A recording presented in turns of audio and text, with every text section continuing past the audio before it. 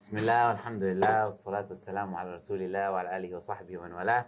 We've got here Sheikh Uthman. Bismillah, mashallah. I'm more than happy as ever, subhanAllah, to meet the Sheikh, to see him over here. He just let me know that he's coming, secret between me and him, no one else. Surprise!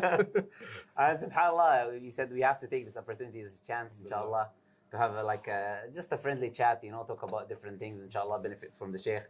And have a bit of a back and forth, inshallah. We see what's going on, different topics that we can talk about, inshallah.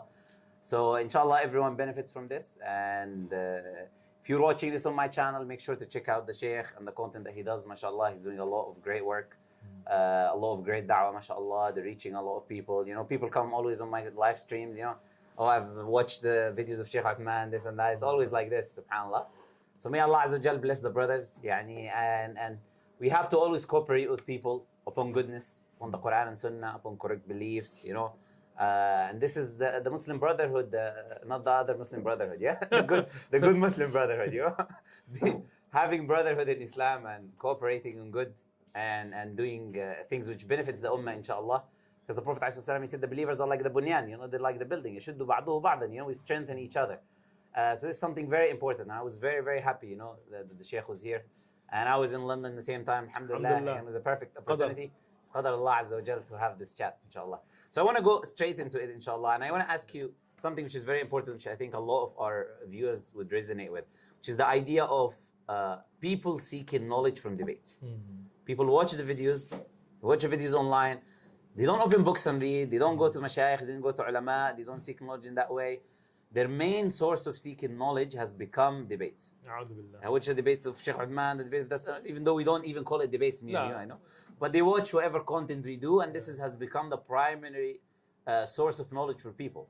And unfortunately, they watch the wrong individuals, and they end up having emotional positions, things which are not based on the Quran and Sunnah, shubuhat, this and that.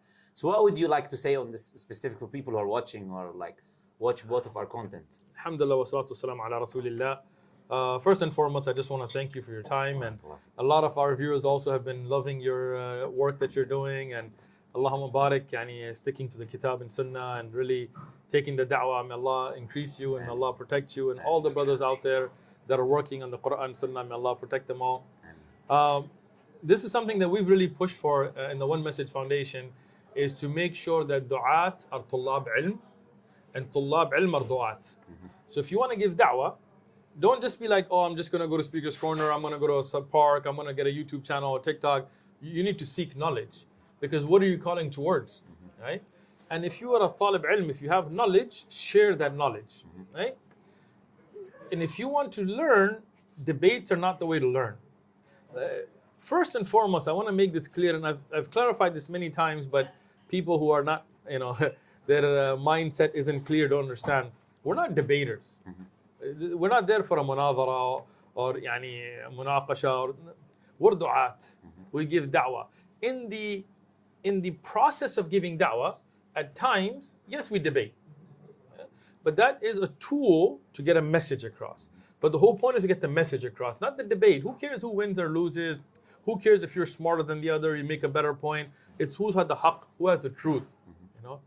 Very early on, when we used to have a lot of the big Christian apologists come and get humiliated, people always ask me, what's your secret? I don't have a secret. My secret is be on the haqq. If you're on the truth, you'll win anyway, right? So if you want to spread the truth, if that's your niyyah, then don't just worry about debates. Learn the truth. And that's why we have the One Message Foundation channel. Yes, we have, but we have durus and halaqat there as well. And may Allah bless you, you have the tafsir dars, So the audience can learn that knowledge. We have the Masjid Ribat channel, which is from our masjid, where we have fiqh and aqidah and all of that. And what's sad is, in this Ramadan, I was in Kuwait and we recorded these Ramadan reminders for knowledge. And we hardly got any views, comparatively. But you get a video with a hot, steamy altercation, and it's 100K the first hour, right? And I tell you, people are not taking this the right way. Yes, there is benefit in watching debates. For example, mashallah, you brothers here in the UK, may Allah bless you. When you go out there and you break it down, whether it's a Speaker's Corner or Shepherd Bush or in Nottingham or Birmingham or Manchester, across, mashallah. when somebody brings shubuhat and you give them a good clear answer, and mashallah, a lot of our brothers have been telling me you're doing a great job with that. Yes, there's benefit in watching that, but that's not your source of gaining knowledge. That can be beneficial in how to convey the knowledge, how to answer questions. But if you want to seek knowledge, you need to go to the people of knowledge. You need to go to ulama. If you don't have ulama in your area, then you can go to tullab ilm. You don't have to Sheikh Ibn Baz and Albani rahmatullah alayhima or nothing else. No, but you don't go to people who are debaters. You go to people who have studied Sharia, who have degrees, who have memorized Quran, memorized Hadith, have ijazat and asanid, and you tell them, okay, I don't want to debate, I want to learn. Right? So you don't begin to learn with the niyyah of debating either.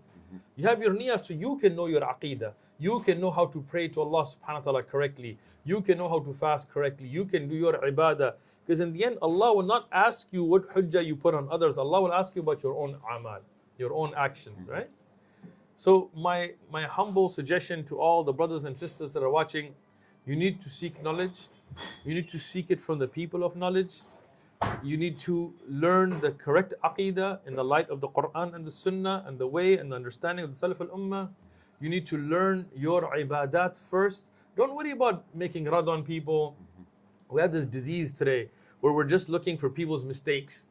You know, instead of fixing ourselves, somebody will watch a 3-hour video of a sheikh to find a 5-second clip mistake. And this is a disease, min amrad al-qulub, from the diseases of the heart. Yeah? Cleanse yourself of this. Worry about yourself first. Do I know my Allah subhanahu wa ta'ala, His sifat, His asma al-husna, what He has revealed about Himself? Do I know what is our aqidah about the Quran, about the Prophet alayhi salatu wasalam? Do I know how to make salah correctly?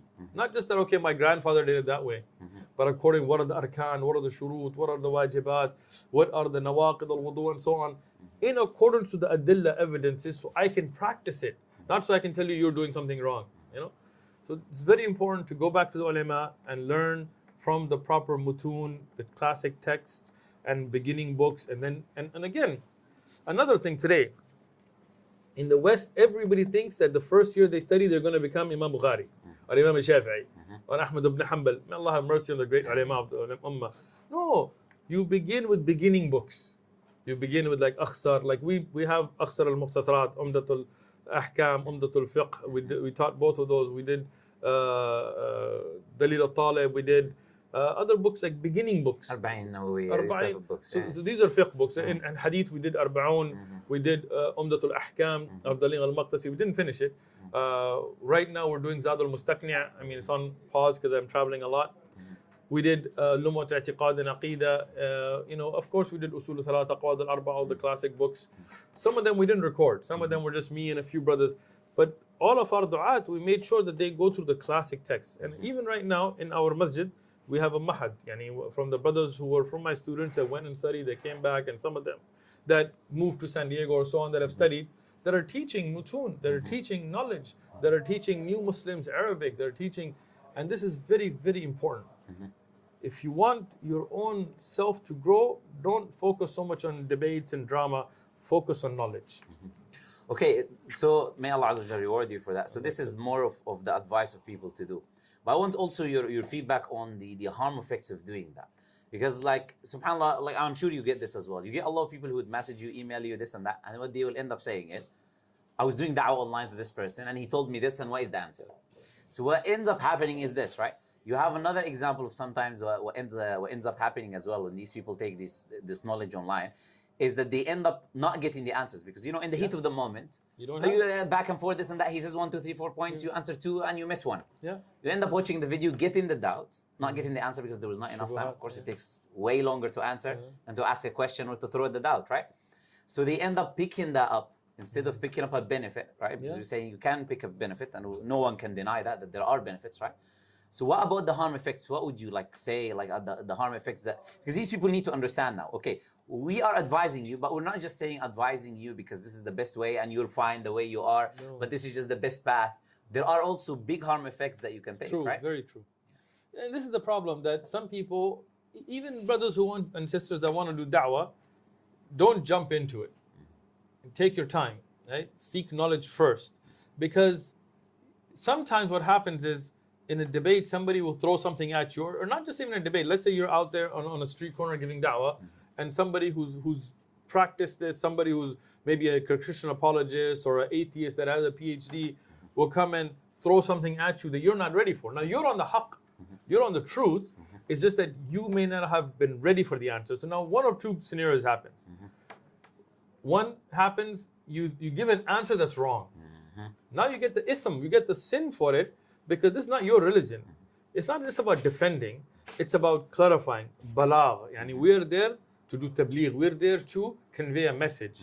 Not just, we're not apologists. You know, like many people call me a Muslim apologist. I don't apologize for nothing, you know. So we're du'at, we're giving da'wah. What are we giving da'wah towards? The Quran and the Sunnah, what Allah has revealed. So our job is to convey. So if you don't know, don't make it up, because you'll get the sin for it. You'll misguide people, you'll misguide yourself and others. The second, you might get a shubha from the shubuhat, a doubt, that even though there is an answer, just because you don't have it, or you don't know the people around you that have it, it will mess you up. So very important, be in touch with the people of knowledge. Go and seek the knowledge first. I'm not saying you have to be a mufti to give da'wah. بَلِّغُ عَنِّي وَلَوْ آيَةً. But you should know that ayah. Not that you just go out and start talking about things you don't know. And if somebody asks you a question you don't know, don't feel shy to say, La adri wallahu alam. Let me get back to you. Alhamdulillah, yourself, and just from, I mean, I just met you today, but just from sitting with you, I can tell, alhamdulillah, you're in touch with the people of knowledge. You don't need to brag about it. You don't need to wear it on your sleeve. You don't need to bang with me like, yo, man, who you're Sheikh? You know, we're not doing all that, right? Yeah. But alhamdulillah, you are. So now, if you have a question, you can go to them, right? So I advise everybody else, look, get in touch with the people of knowledge. Those great ulama that have dedicated their life to the kitab, the sunnah, to fiqh and tafsir and ulum, and then learn from them. And then if you have something come up, go to them, they'll clarify it to you. Don't think you have to be Superman and you're going to figure out everything and you're going to, jump right into debating with apologists and things. It's not the way it goes. Look, people watch videos as if, like, just a couple of years ago, we started da'wah. No, I mean, alhamdulillah, myself and others have been studying since the middle to late 90s, right? I mean, not trying to age myself here, right? But it took years and years and years of that for us to then be like, okay, let's go out to the park and give da'wah. Today, people think we'll watch 10 TikTok videos, they're du'at. Some guy nowadays, will be sitting in some corner and he'll just see da'wah and he'll get a TikTok channel and, he'll get a little man bun and he'll start making the videos and think as if he's a da'i. No, you need to officially sit and seek knowledge. And if you don't, you getting involved in things or even watching things you don't understand, or watching the wrong person give the wrong answer, can harm your own iman. And now this is something that I want to comment on regarding this idea of da'wah, right? Da'wah and debate, they're not the same thing, right? And I think this needs a lot of clarifying, because sadly, a lot of the people now they watch different people. Some of these people, what they end up doing, they don't do da'wah, right? They do shouting back and forth, screaming back, exactly. Now, and a lot of people think this is da'wah, right? And I think we need a bit of a clarification for the people. What is da'wah, right? What is the difference between this idea of da'wah and debate? These are not the same thing, right? They are not.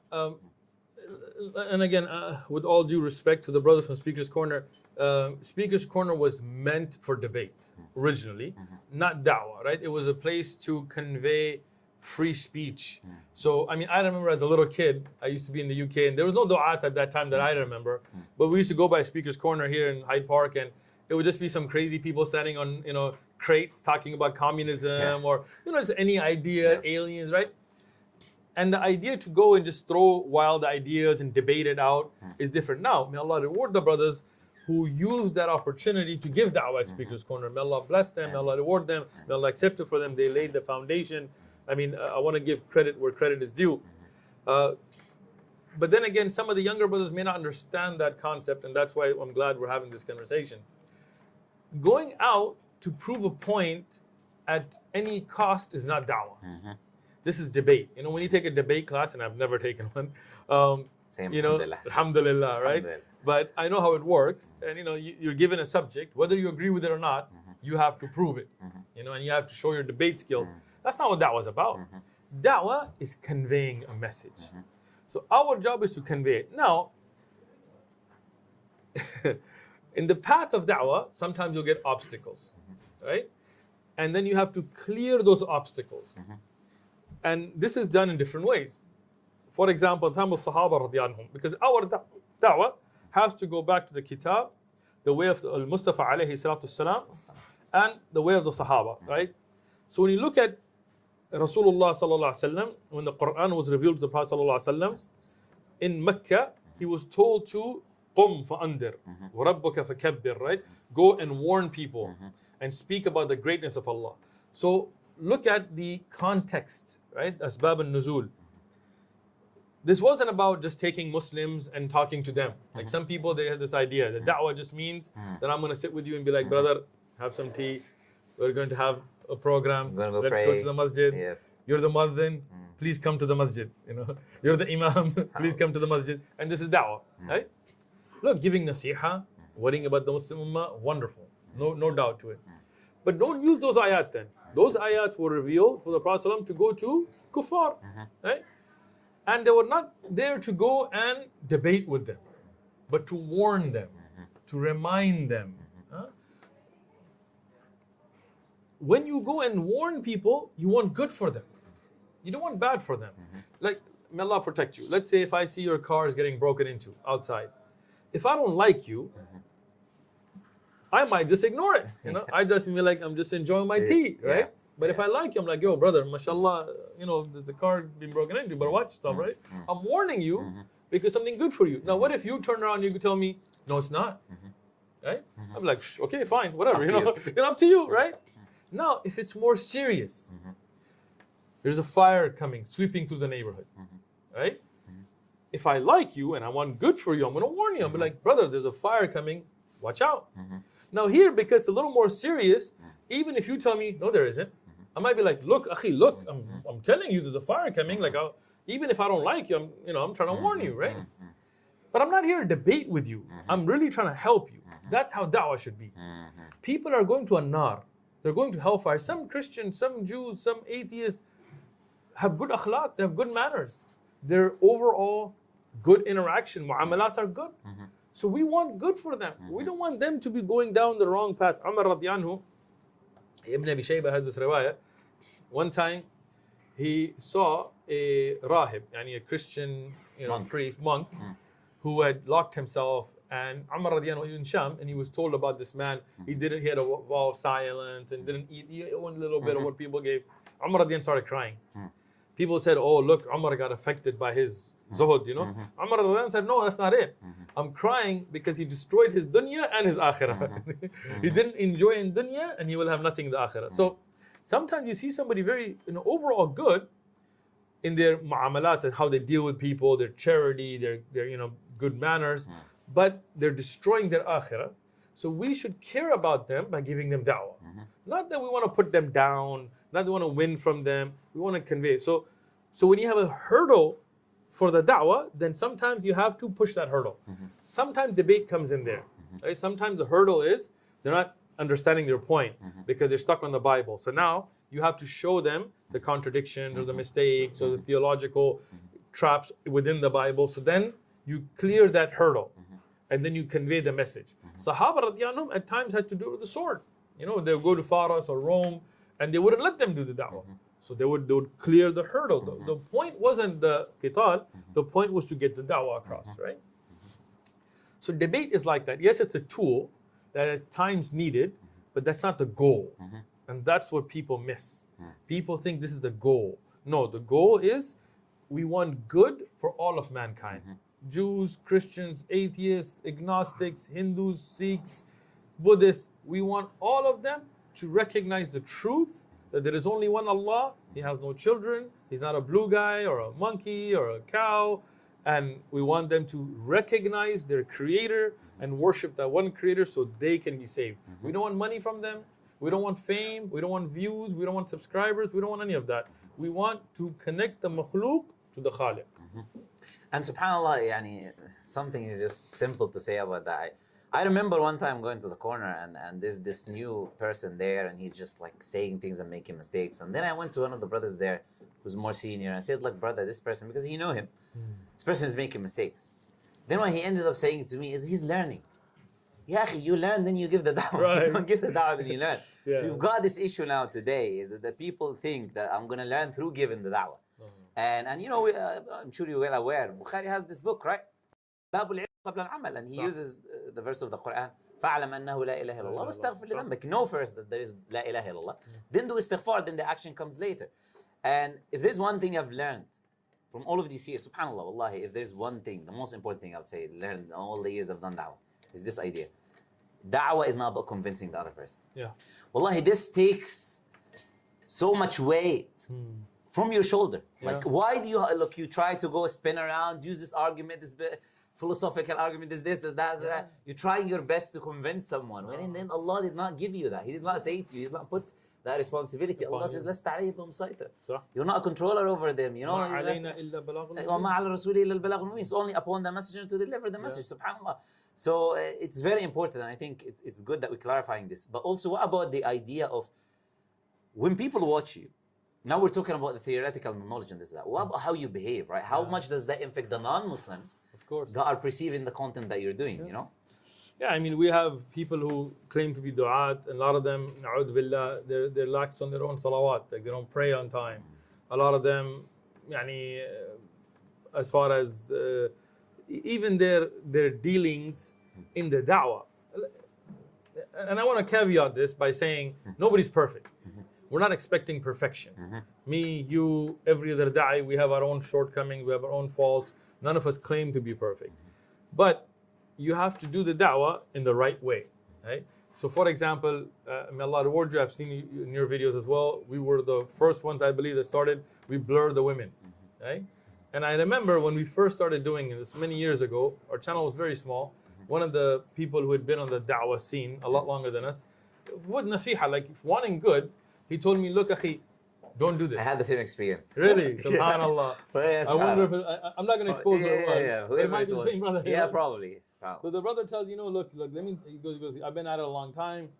What you need to do is find the best looking girl that comes to your table, take a picture and use that in that thumbnail. Subhanallah, I think you got the same thing. Yeah. And I remember, I was shocked when I heard this.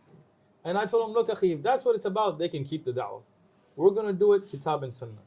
So in our da'wah, we should have the best akhlaq. We should have the best manners. Now again, we have shortcomings. I'm not expecting perfection, but we do our best. We should ourselves on our salah, our siyam, our yani, zakah, our ibadah, we should be on our game. Now, everybody will have shortcomings, right? But as a da'i, you should not then promote them, right? Meaning, let's say, may Allah protect us all, you like to watch movies, whatever. That's between you and Allah, right? But don't be in the da'wah with, movie screens in the back and using that in the thumb. No. Da'wah has to be kitab and sunnah. And that's why things like free mixing, things like, using music, things like using things of haram, not in da'wah. You have to keep it kitab and sunnah, because the way of the anbiya is to keep it according to whatever Allah revealed to them. Look, Rasulullah sallallahu alaihi wasallam in the Sahih Ahadith told us about the Day of Judgment that there will be anbiya that will only have one person behind them, and there will be anbiya with nobody behind them. Does this mean they failed? No. Why? They conveyed the message in accordance how Allah revealed it. Whoever Allah guides or doesn't guide, that's up to Allah subhanahu wa ta'ala. Our job to convey the message. That Nabi who conveyed the message and nobody followed him, he's successful. Nuh alayhi salatu wasalam, we know from the Quran, 950 years of da'wah. Imagine, like for us, if 5-6 hours, you get a headache, you're like, man, it's not worth it, I'm going home. 950 years of da'wah, according to ulama of tafsir, the highest number we have is about 80 followers. Imagine that. A Nabi of Allah, like Nuh, from the greatest of the Anbiya, and just that many followers. But that doesn't mean that he didn't do it right. It means that he did it right. That is who Allah wrote the hidayah for. That's who is deserving of it. Rasulullah Muhammad sallallahu alayhi wasallam, the best of mankind, Sayyid ibn Adam, Ashraf al-Anbiya, Imam al-Anbiya, that greatest last prophet, right? He couldn't guide his own uncle. He couldn't guide Abu Talib. He couldn't guide Abu Lahab, his own family. Why? It's in the hands of Allah subhanahu wa ta'ala. But people like Abu Sufyan, Hind, and people that like Khalid ibn Walid, who used to attack the Muslims. Now we say radiallahu anhu. Wahshi, radiallahu anhu. Why? Because Allah wrote it for them. So our job is not to convince anybody. That's very difficult, because Allah didn't write the guidance. Our job, convey it, but in the right manner. Kitab was Sunnah. Alhamdulillah. And subhanAllah, recently we have this like massive scale of people accepting Islam. With the grace of Allah Azza wa Jal, there are people accepting Islam left, right, and center, celebrities, everything, right? And subhanAllah, there are a lot of the Muslims are excited. They're like happy. They want to do da'wah, this and that. And I want to talk a bit, get your feedback a little bit on what types of da'wah they can do, because not the only da'wah is, as you know, of course, is not what we're doing. Is like the face-to-face interactions. This is not the only types of da'wah that you can do, right? So what would you kind of advise the people that are like, they're excited, they see the da'wah, but they're thinking the only way I can do da'wah is I need to go on the street. So what would you like to say to them? Shaykhuna Abdul Aziz ibn Baz rahmatullah alayh, he has a risala, it's a small book on a da'wah, and he talks about da'wah being fardul kifaya, like a communal obligation. And he says, but when it's not being fulfilled, and as he writes that in his time it was not, that it becomes a fardul ayn, it becomes the individual obligation upon every person from the ummah of Rasulullah sallallahu alaihi wasallam until that haqq is fulfilled. But what does that mean? Does that mean we expect our sisters in niqabs and abayas and hijab to go out in streets and be in a place where they're going to get attacked, and we're going to take our 80-year-old men to go out there and be yelling all day at speakers? No. This is a misconception.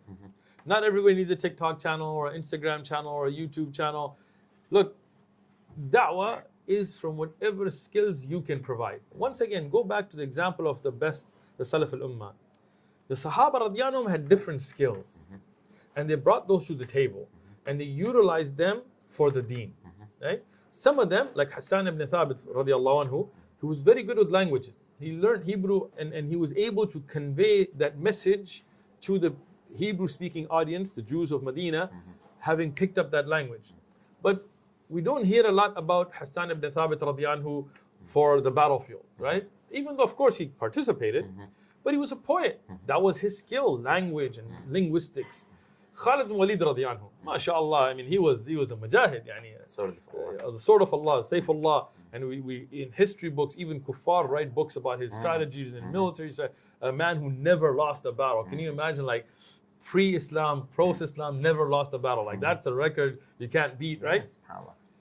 But when is the last time you read from Khalid ibn Walid in tafsir? Or Khalid ibn Walid in explaining a hadith or a fiqh ruling, right?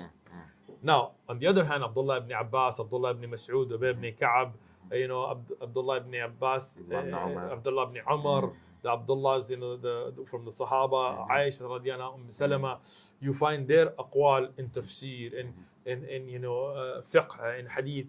So that means they all had skills, right? Now, like that, people have skills today. Allah bless you, Allah, and I'm not praising you in front of you, just give an example. You have a good way of being able to explain things, right? And a lot of our brothers from San Diego have been watching your stuff. So may Allah accept it from you and them and us. Khalas, so this is what Allah has given you with. Utilize that for the da'wah. But you are a very small part of that team. There's people behind this camera right now. There are people that I gave you funding to buy these equipment. There are people that take your videos and promote them. That is a major part of da'wah. I am not the president of OMF. I didn't start OMF. I'm a nobody. I'm just a regular da'i amongst the brothers from OMF.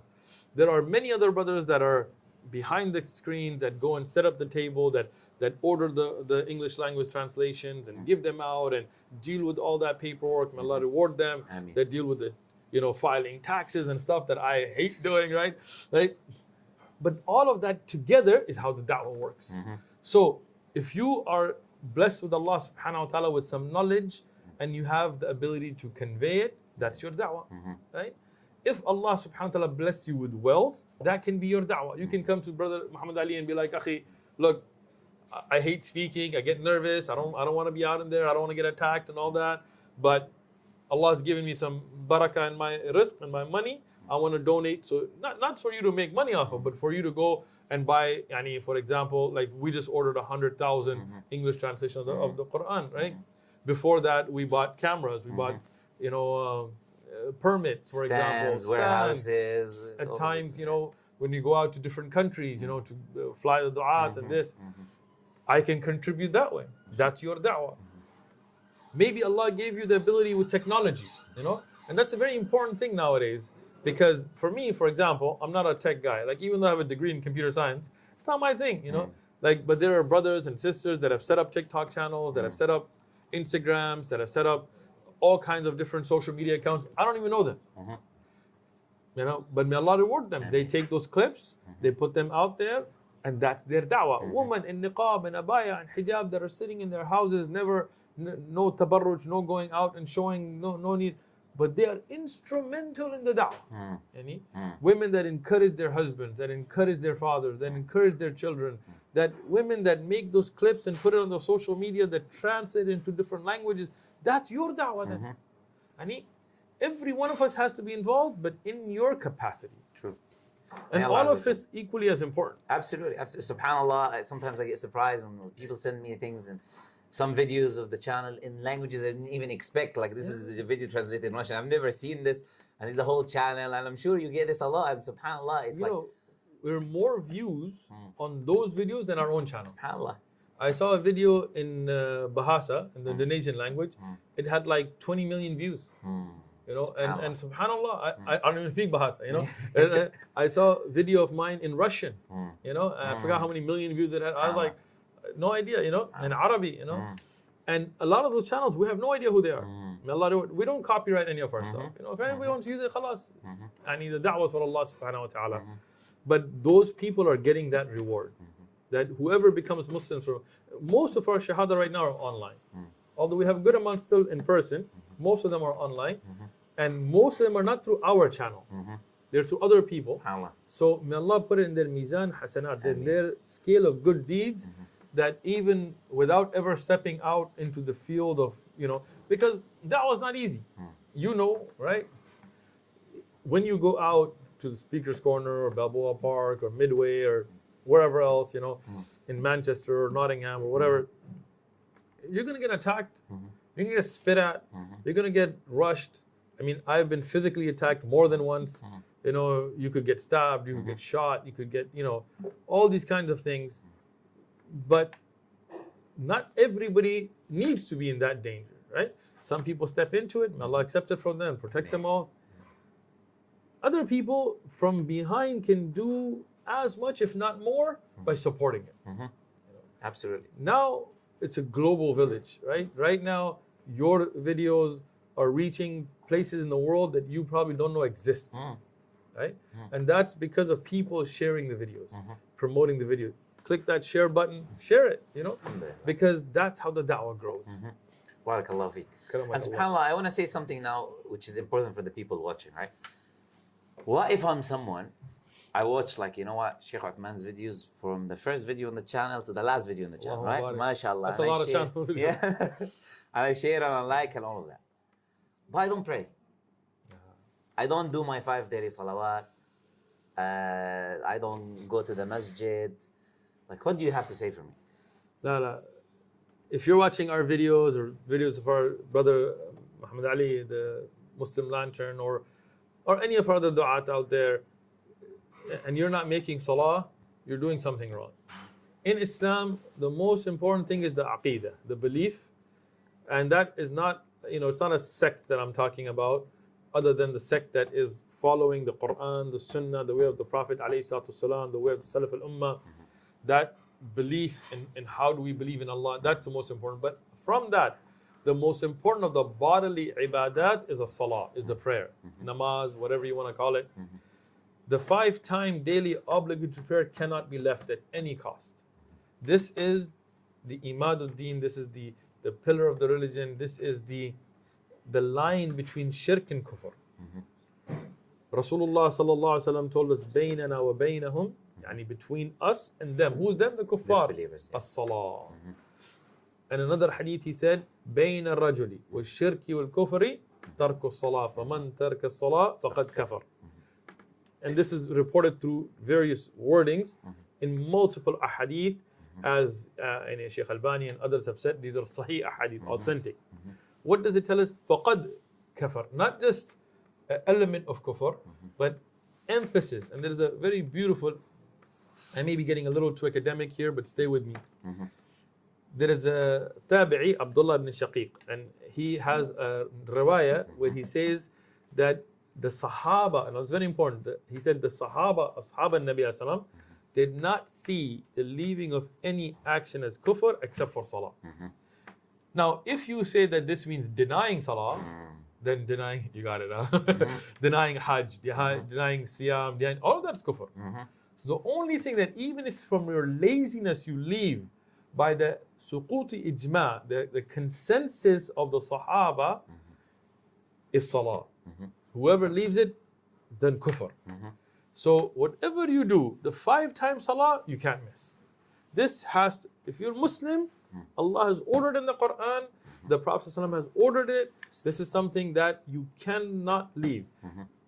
Everything else, watching da'wah, sharing videos, praying nawafil in the night, giving additional sadaqah, that's all great, wonderful, making adhkar, reading, finishing the Quran, all of that's great, we should do it. But the 5 times salah, you cannot leave. You must stick to the 5 times salah. Yeah, subhanAllah, and you have many, this is the position of many of the ulama, right? The position of like Imam the ruling, Ahmad. the ruling of leaving the prayer. But this is the thing, even way before Imam Ahmad and way before any of these ai', this was the consensus, as you said, the consensus of the companions. And you had people like Umar al-Khattab saying, لا حظ في الإسلام لمن ترك الصلاة. There's no portion in Islam for him. You cannot interpret that to mean laziness or this. It's clear cut, right? And all of the companions, you have sayings like this from Ali ibn Abi Talib, from Abdullah ibn Abbas, etc. Okay, way later on, you have people, bring in other views and this and that. But even these views, subhanAllah, and this is the thing that I always say, you want to take the views of the other imams, right? You want to take you don't want to take the madhab of Imam Ahmad that person commits disbelief. You want to take the opinion of Shafi'i and Malik that say that he's put in prison till he prays, and if he's not prayed, he's killed had. Right. Not ridda, he's killed, but he's killed had, right?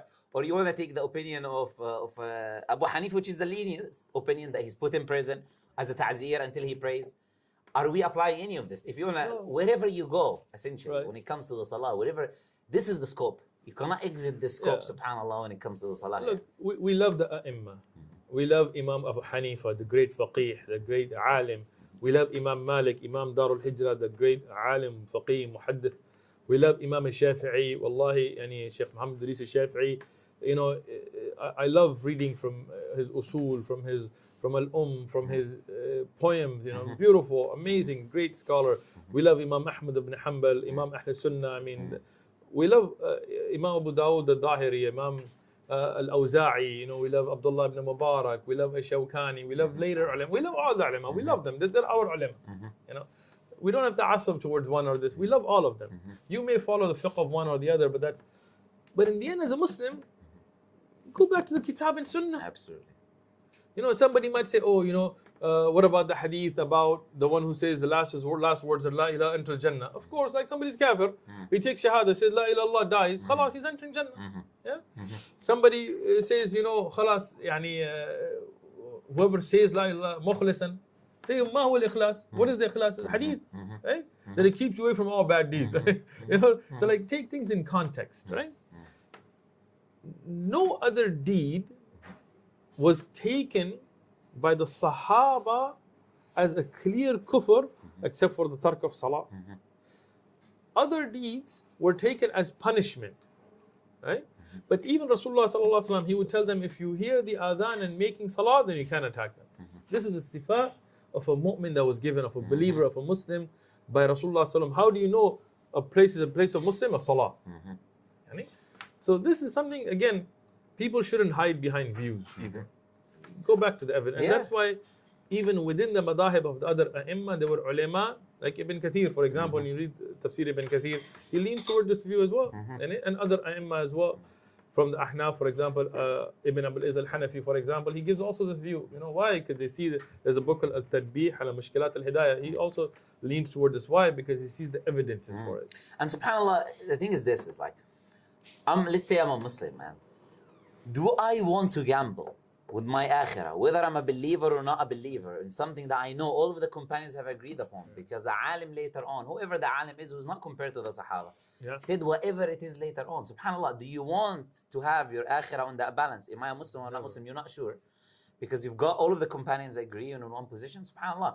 And yeah, one thing just I want to clarify for the people so they don't get confused as well is like Sheikh Ibn Uthman, rahimahullah, he mentioned this as well, is we're saying someone who completely abandons the prayer. Yeah. We're not saying like, for example, one prayer or this or that. Yeah. Yeah, we're saying completely abandon the person does not pray at all. And Sheikh Ibn Uthman, subhanAllah, yeah, he mentioned in the hadith, he says the difference between tark as-salah and tarku as-salah. And he said the Prophet ﷺ is saying in complete leaving on the prayer, no Jumu'ah, no Eid, no prayer. He doesn't pray, completely away from the deen. But the important thing is this, is subhanAllah, you don't want to be on that balance, right? You don't want to be in like, wallah, I can't imagine myself like thinking that maybe you are a Muslim, maybe you're not Muslim. These people view you as a Muslim, these people do not view you as a Muslim. SubhanAllah, it's and the Prophet. How difficult is it? I mean, Allah subhanahu wa ta'ala is so merciful. Allah, sometimes in tadabbur, when I contemplate on the mercy of Allah, it amazes me, right? Allah subhanahu wa ta'ala could have told you that you have to pray Dhuhr between 1 and 1:05. Right? He could have told us Asr is between 4 and 4:05. And we'd still do it, but it would be difficult. But Allah gave you this big gap. Fajr comes in, I don't know what time here, I mean, I just flew into the UK, right? So let's say if it comes in at 6 a.m. in the US, for example, and then you have until Ishraq, right? Whatever, 7, 8, 9, you have 2-3 hours, right? Depending on, schedules. Yes. Dhuhr comes in maybe around noon, and then you have to like 3 o'clock, right? Asr comes in at 3, maybe you have till 5, or 6. Then Maghrib comes in, then you have from 5 to like 9 or 8, depending. Then Isha comes in and you have to the middle of the night or, the end of the night. Allah gave you this big gap and still like a few minutes you can't take out for salah. I mean, it's something. Look, you don't take time out to eat. You ever think like, oh man, drinking water is a pain. I don't have time to drink water. Oh, you get thirsty. But what about feeding your soul? Right? That necessity of the 5 times salawat. Now, nawafil, this is your health. This is how you're going to get healthy. This is how you're going to build your connection with Allah. But the 5 times salat, you can't play with. SubhanAllah. And we talked about the something which is interesting, which is the idea of blaring people in the video. And I think this is good for us to say to the people watching as well. Because I want to talk about the hijab. I also want to talk a little bit on free mixing as well. But before we get into free mixing, let's start with the hijab first. But on that, SubhanAllah, is like, I remember, as you said in the beginning, we used to do blaring our videos.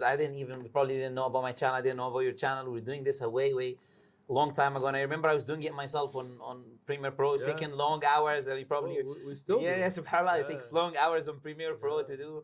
Now I have edited, alhamdulillah, at least he helps. That time used to take, my son, Allah reward him, he used to sit for hours and hours. It's a long process. We were on Final Cut Pro and Camtasia before that, and it was frame by frame because the person This is the thing. And my problem is I'm a perfectionist. If it shows for the problem I have is the OCD thing. So it even made it worse because sometimes the software does not work, so I have to do it again. And I mean, a lot of the people use bots and stuff, and it just doesn't work because in da'wah, a lot of times you're moving and they're moving, and then the bot blurs you out or flips for a second. Absolutely. So it took a long time. SubhanAllah. And the thing is, SubhanAllah, is my viewers have got used to that. So what happened is this. Let's say recently I uploaded a video and the editor, he forgot to blur because I was reacting to something or commenting on something. He forgot to blur the short. It's a few seconds and someone showed that I had people commenting and emailing me. Why did they email me? This has become a habit, right? It's become a habit for the people watching. Okay, we know this brother, he doesn't have music, for example. This brother, he doesn't have this and that.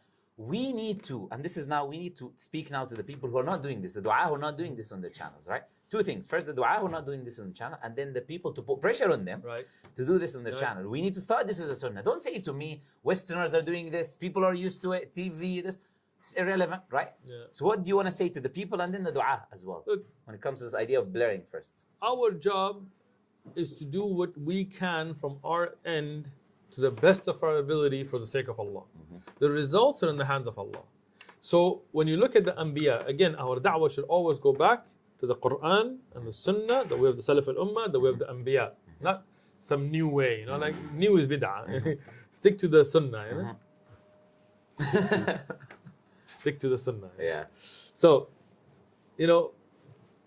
when we look at Rasulullah sallallahu alaihi wasallam, there was a method of social media amongst the Quraysh, and these words are going to throw everybody off, so I'm going to explain it, right? Because we use these words in a modern context today, social media, TikTok, Instagram, YouTube, Facebook, whatever. But there's always been social media. It's just different forms. There was at a time it was big news, like BBC and Fox, and now nobody watches them because everybody goes to Twitter to get their news now, right? And before them, it might have been storytellers and so on. So in the time of Rasulullah sallallahu alaihi wasallam, they had a method which was to warn of an attack.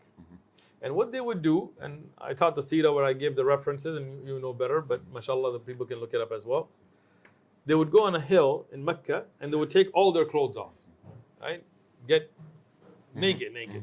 And they would say, Ya Sabah, Ya Sabah, and that would be the warning that Mecca is about to get attacked. Now, why did they get on the hill? To get the noise. Why did they take their clothes off? Because if you couldn't hear you, they could see the naked guy there, and that was a known social media warning sign to communicate an attack, imminent attack. Now, Rasulullah sallallahu alaihi wasallam utilized the social media. He went on the same hill. He said, Ya Sabah, but he did not take his clothes off, because that's exposing the awrah. Even though it's the beginning of Nabuwah, but Allah subhanahu wa ta'ala protected him from that. So, what lesson do we learn? Utilize social media. TikTok, Facebook, Instagram, YouTube, whatever else is out there. Snapchat, I don't know. I don't even know it yet. I've never used it in my life, so I have no clue. But you're on it, because other people that are good with it are using it. So utilize it. But do not violate the rules of Sharia. Right? Now, we want people to watch the videos and learn about Islam. We want people to watch the videos and Muslims to get shubuhat answered. We want them to watch the videos and increase that. We don't want them to watch the video and get sins, because we're responsible. So the best we can, we have to keep them away from any disobedience of Allah. Like sometimes we're at the park and there's other people playing music in the background. We can't control that. Even though we try to go and audit, but you can't, right? Noise, the reduction, everything. Oh, we've tried still, everything. Still, yes. And then people are like, oh, using music. No, that's not us, right? Now, we stand at the park, we cannot blur our eyes. We protect our eyes the best we can, but people, and Rasulullah, women used to come to him and he used to tell them about Islam. But now here's something we can easily do. Well, maybe not easily, but we can do. So we must do. If we can blur that so people watching are not getting the sin of seeing the awrah of a woman, for us, we even blur the men's awrah.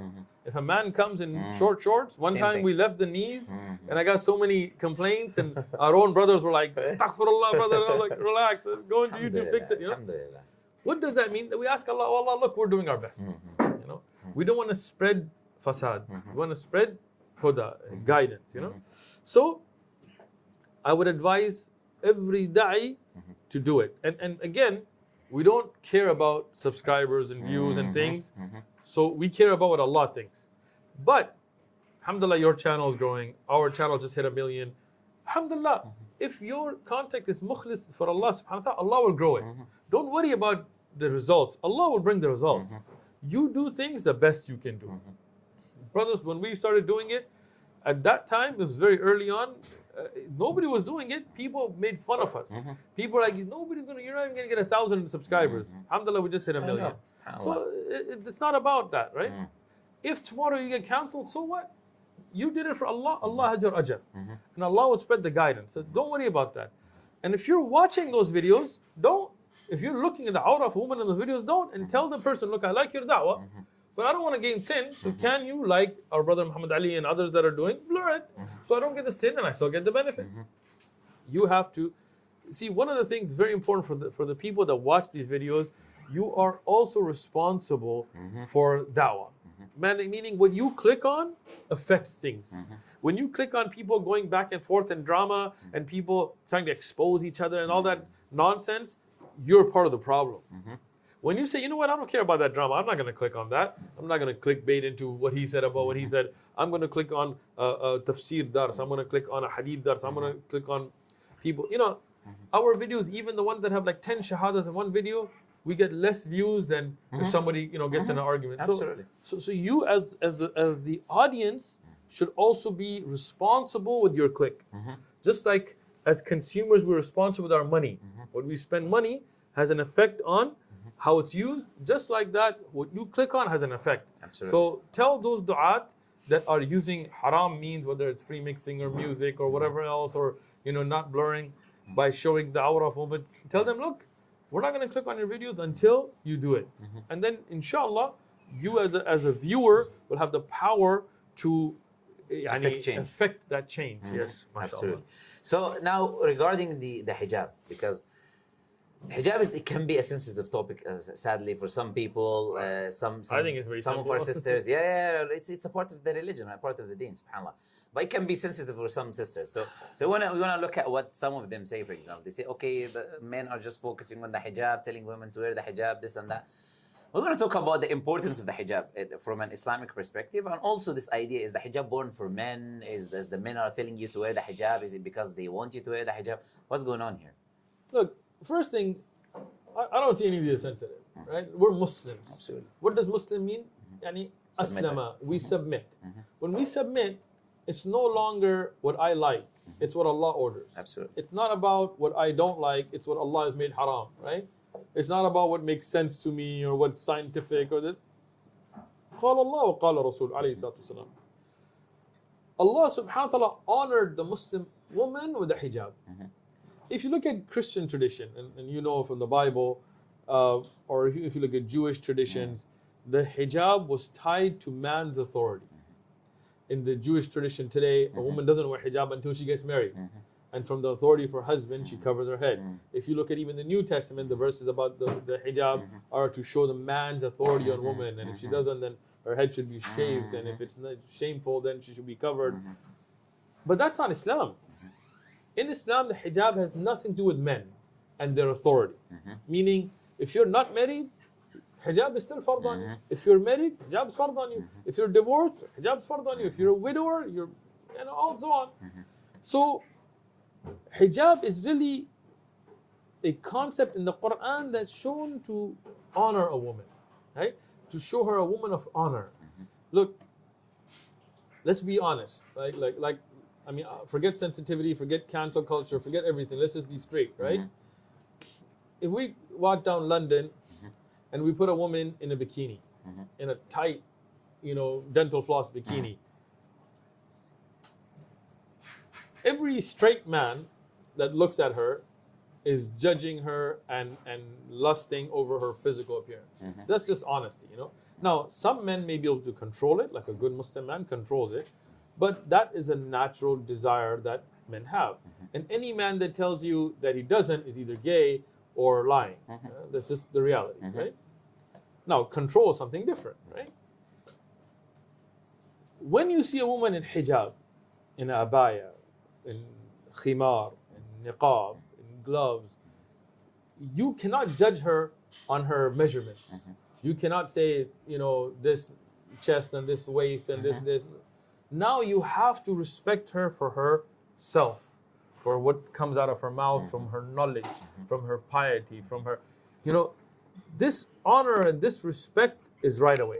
And you will see it even amongst kuffar. Even a kafir man, even for whatever sense he may have hatred toward Muslim, whatever, but you will see him acting in a respectful way, even if he's harmful, in a respectful way, the woman in abaya and hijab and things. Why? Because that is an honor that Allah gave to the Muslim woman, right? When we look at Western media, it was they played an amazing trick. They played a mental game, right? Vicious men like Weinstein and Epstein. Interesting, they're all Steens. Coincidence. They used these ideas to harm women. They told women, "We want to liberate you. You're backwards in these skirts and these blouses. We want to take you out of that." But what did they do? They took them out, and then they attacked them, and they used them as bait. They used them as blackmail material. They used them as a way of fulfilling harmful desires and in illicit ways, and then crushed them. I mean, if you look at some of the psychological and physical abuse that went with it, you look at the rape rate, so on. So this is something that that they played a trick. And Allah subhanahu wa ta'ala protected our sisters from it. But some of our sisters, they're falling for the trick. You're having the wolf who wants to make you their meal act like as if they're protecting you. The wolf doesn't protect you. The shepherd dog protects you, you know? And this is the problem. When you have a Muslim woman that doesn't put herself in khalwa with a non-Muslim man, a Muslim woman who protects her beauty, yes, in front of her father, her brother, those that she's safe from, yes, she can show her face and hands and things like this, you know, and then in front of her husband, she can show anything because that's where the natural desire is and should be. Then Allah protects her from those things.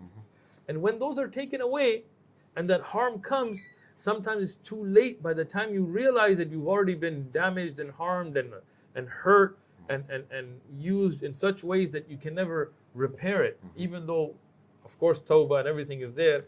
But we don't want to put our sisters in that situation. We want to protect them as Allah wants to honor them and protect them with the hijab. This is an honor. This is something that is blessed, has nothing to do with men and their authority. It's got nothing to do with your husband or your father. It has to do with you and Allah. You know, subhanAllah, there's just a small thing I wanted to say, which is I mentioned before, and I was giving a lecture in the university, is like I said, if wearing the hijab is for men, which one do men like more? Seeing more skin or seeing less skin? Which one do we like? Which one do we like? If it's for us, what do we say? Wear more clothes or wear less clothes, right? It's just basic common sense if you want to use it, subhanAllah. So what about like the women who say, some women, right? The hijab is for the time of the Sahaba, the companions, and we're new culture, we're new age now. Men are gay today? Yeah, I don't know. Changed, right? No, this is ridiculous, you know? Yeah. Look, Allah subhanahu wa ta'ala did not reveal ayat with a expiration date. Unless there is nasikh and mansukh and you can have evidence for it. The ahkam of Allah for all times. Allah subhanahu wa ta'ala knew the 21st and 22nd and 20th and these different centuries would come and how the situation would be. Allah made, you know, salah for all times. You know, one brother, he was, you know, one of those people that had some issues, you know, they think they're very smart. And he was like, look, wudu was only for the time of the Prophet ﷺ because they were in a desert. And the sand got on them, you know. So I told him, Akhi, if that was true, then why would you make tayammum? More sand. You know, more sand, Yeah. right? It's not about that. Look, Allah knows best. Look, me and you are sitting here. Neither one of us wearing Speedos and little marble bags or anything like that. Look, we're dressed modestly as well. We have beards. Why? We don't say, oh, that was just for the Arab or for that time. No. Like, we make 5 times salah. We don't say that was for the time of the Prophet only. No. When Allah orders the hukam, it's still the day of judgment. And when we have the ijma, the consensus of the ummah on the hijab, like Ibn Hazm and Ibn Taymiyyah and the Nuqad afterwards, and Ibn Abdul Barr, Ibn Qudama, and An-Nawawi have mentioned ijma, consensus of the Muslim ummah that hijab is fard on the Muslim woman, khalas, no more debate. Absolutely. Either you're a Muslim and you submit, or again, if there is a sister that doesn't wear hijab, I'm not saying she's kafir, like I'm not, like, you know, we're not going to extremes here. Okay, say this is between me and Allah. I ask Allah for forgiveness. I ask Allah for the ability, and I ask Allah to give me, make my niyyah, move forward. Absolutely. But don't deny it. When you deny it and you try to go around it, or you make stupid comments like that was only for that time, that can put your iman. Yeah, that's where your iman can get in danger. You know? Yeah, and I want to give like a very quick advice before we move on from this topic for the sisters is like, the biggest trick I've seen now, the shaitan plays with sisters that want to wear the hijab, and I've seen this consistently because, you know, shaitan has the khutwat steps, it's always the same. That he says to the sister is, don't wear it and take it off. When you wear it, you keep it on. We say, sisters, look, if you wear it for 2 days and take it off, and wear it for 2 days again and take it off, and those 2 days, Allah is pleased with you. You could die in those 2 days in a state that Allah is pleased with you. You don't have sins in these 2 days. Don't listen to the shaitan. If you struggle with it, put it on, take it off, no problem. But in the end, you're struggling in the end to keep it. Don't listen to the shaitan. I'll put it once and forever it's going to remain. Like the shaitan. No, even if you struggle a bit by bit to reach that level, to reach that stage, it's more pleasing to Allah Azza wa Jal. Don't listen to the shaitan. Now, when it comes to free mixing now, because there's a lot of like controversy, this and that, back and forth. And subhanAllah, I wanted to just like mention some of the evidences about free mixing first, and then speak about its harms and things like that, and what defines free mixing, what is free mixing, when it is allowed, when it's not allowed. So I'll let you, inshallah, to come on, and then probably I'll mention some things as well. Look, I mean, first and foremost, we always go back to the people of knowledge.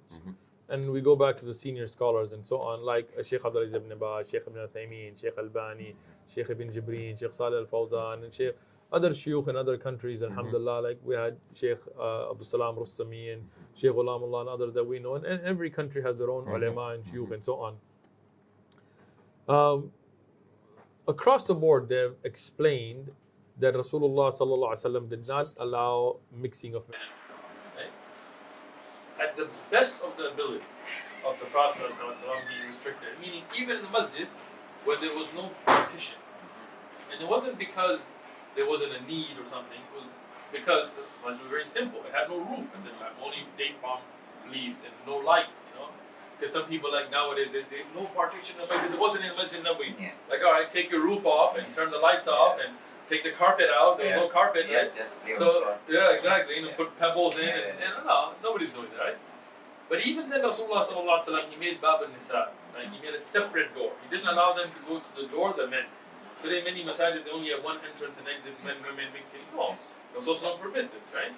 And he told the men, sit and make your afkar. He told them, when salah's finished, you leave immediately. You don't mix. And he even told them, when you're going and coming in the street, women to be to the side of the walls and men to be in the middle, so you don't mix. So even in those environments, Rasulullah sallallahu alaihi wasallam made sure that there is no mixing. Yeah? And this is not my opinion. I mean, again, like you can read Sheikh Ibn Taymiyyah, and you can before him Imam Ahmad and other Imam Shafi'i and others that have written about this in Al-Umm, and the fatwa were asked of Imam Shafi'i, and he explained it. In the Masali, Imam Ahmad from Abu Dawud, Ibrahani and others, they asked him, he explained it. They forbid this free mixing of men and women. Sometimes there's no option, like you're taking a train, you're taking a plane, I get it, right? But when you have that ability not to allow it, it is not allowed in Islam. Now, again, this is general, right? Meaning if me and you have a specific situation, we can deal with the brother offline. We're not trying to put people to shame or blast. This, I don't want people to think this is some kind of like a refutation of a particular person. No, it's not. This is to educate the ummah and to remind the ummah generally. And people that may have some mistakes, we can obviously speak to them, particularly ourselves offline and so on. Absolutely. But this is a big fitna nowadays in the ummah, where this concept of separating the sexes is being attacked, and people are trying to do away with it. And it's opening up a lot of doors for fitna, where the hikmah of not having, for example, khalwa, and free mixing and khalwa are not the same thing, but I'm explaining. Khalwa is when one man and one woman are alone, with no mahram there and so on, right? Nowadays you have imams that have counseling sessions one-on-one with sisters, right? And this is wrong. And I've seen this in a masjid, and I condemned it. And they mocked me. Oh, you're hard. You're fundamentalist. You're harsh. You're Wahhabi. Whatever, extremist, whatever word they can throw at you. All of those words mean nothing to me, right? Subhanallah, in that same masjid later, such fitna came out from it that imam had to like run, and the FBI was after him and all that because look, the Sharia knows. Why? Because Allah knows, and Allah ordained the Sharia. Allah knows the fitrah of insan better than us. He knows you and me better than us. He knows what's good for us. He knows what's bad for us. So when Allah ordains something, just accept it. When Allah makes something haram, just leave it. It's simple. But the problem with people is they think they know better than Allah, na'udhu billah, and they try to find ways around. Instead of grabbing the ear from here, they want to grab it from here. And that's why I'm always very careful when somebody says I have a fatwa. Because how did they word that fatwa? The question. The question. It's always like we have this issue of riba in America, right? People buying houses on riba. I have a fatwa. What's the fatwa? Sheikh, I'm about to become homeless and there's no other way, and I have 9 kids and this and that, and then there's no other way, I'm forced. Can I do it? And then you have no kids and you're taking that fatwa. Like that's wrong. So everybody knows that men and women that are not mahram sitting together, faces uncovered, looking at each other and things causes problems. Just kill it. Let it go. Down. Get rid of it. Why do you need it? Why can't we deal with these issues without this? Right? Yes, sometimes street dawah, you can't. Like if you're at Speaker's Corner, someone asks you about Islam, you can't be like, here, like cover up. No, right? Okay, I understand that. But if me and you are going to sit, like we're sitting and doing a discussion right now, why do I need to bring a sister to sit in here with you? Right?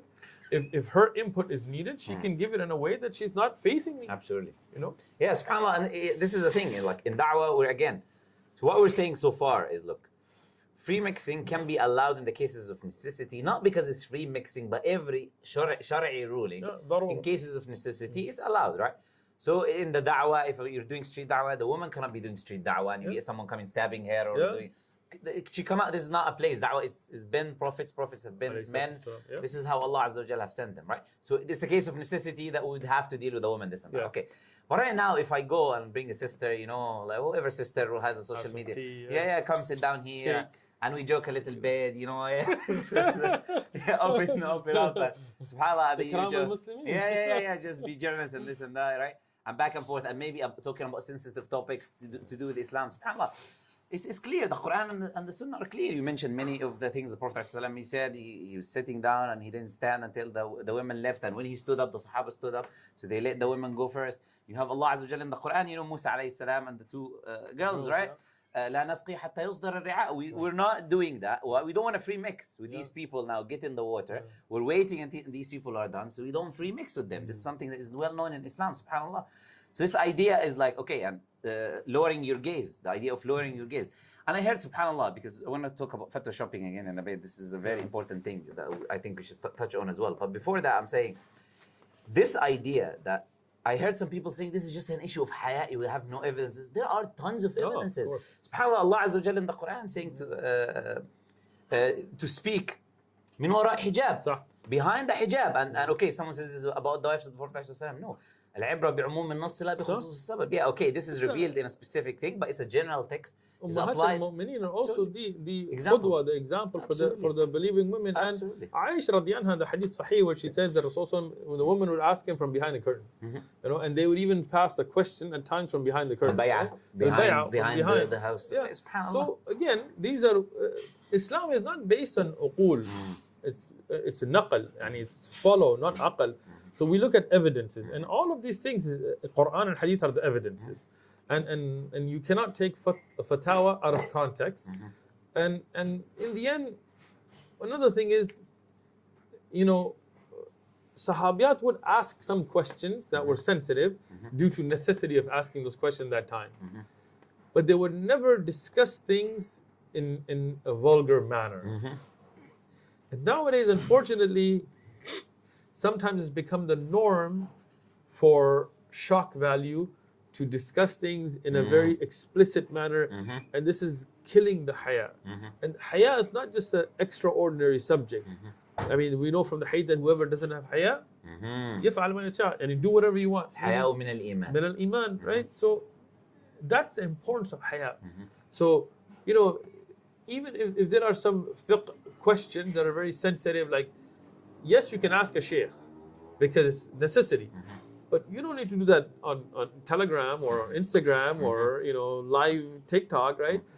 You're using that for getting the attention of the shabab and spreading a fitna. This is a big problem, though. SubhanAllah. And this is the thing. Al-haya min al-iman. Haya is from iman, it's from belief, it's from faith, it's a part of your religion.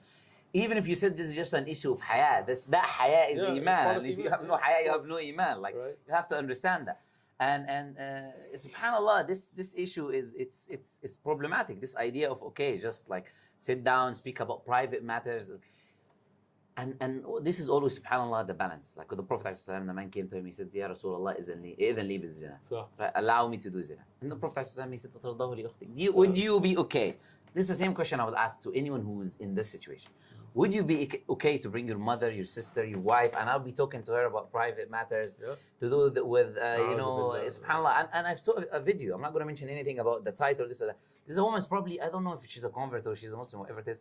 She made a video about like compatibility in the bedroom, right? And she used different, and I was like, and Muslims are commenting, mashallah, people they don't want to talk about this. Sister, you're talking about the reason we don't want to talk about it. There is a reason why no one talks about this. So when this haya falls, that's why Allah Azza wa Jalla says, وَلَا تَقْرَبُوا الزِّنَا. Do not come near the zina, صح? Yeah. It's not about do not do the zina. Yeah, because it's the things that are bringing it. So this idea about fatwa shopping now, and subhanAllah, the people now saying, I want to talk about difference of opinion and fatwa shopping, right? When is a difference of opinion a difference of opinion? Because a lot of people are misusing these terms. When is a difference of opinion a valid difference of opinion to begin with? And when are you allowed to take someone's fatwa over another person's fatwa? Yeah. First thing is, we need to understand the difference between differences of opinions. Sometimes there is a valid khilaf bain al-ulama, right, between the scholars of Islam, because they have evidences. Like, for example, if a man or a woman touches the private part, does it break your wudu or not? Right? There is two. Yes. I mean, there's more than two opinions, but basic two opinions. One is that yes, it does. One is that no, it doesn't. Now again, you can go further into with shahwa, dun shahwa, and so on. Now here, the ulama that take these different opinions have evidences. Some of the ai*imma, like Imam Abu Hanifa and others, they take that it does not, right? And they say, look, has hadith of Rasulullah sallallahu alaihi wasallam, yeah, exactly, it's a part of you, and so on, from the hadith of the old man.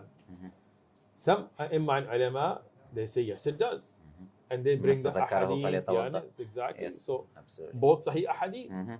Now, Sheikh Uthman ibn Taymiyyah, for example, he brings them together by saying, lamas bishahwa, so he says it's mustahab, yes, istihbab, and so on, and he brings also the issue of shahwa and dun shahwa. Yes, in the Maliki school as well, in the Shafi'i school. Hanabila have both aqwal as well.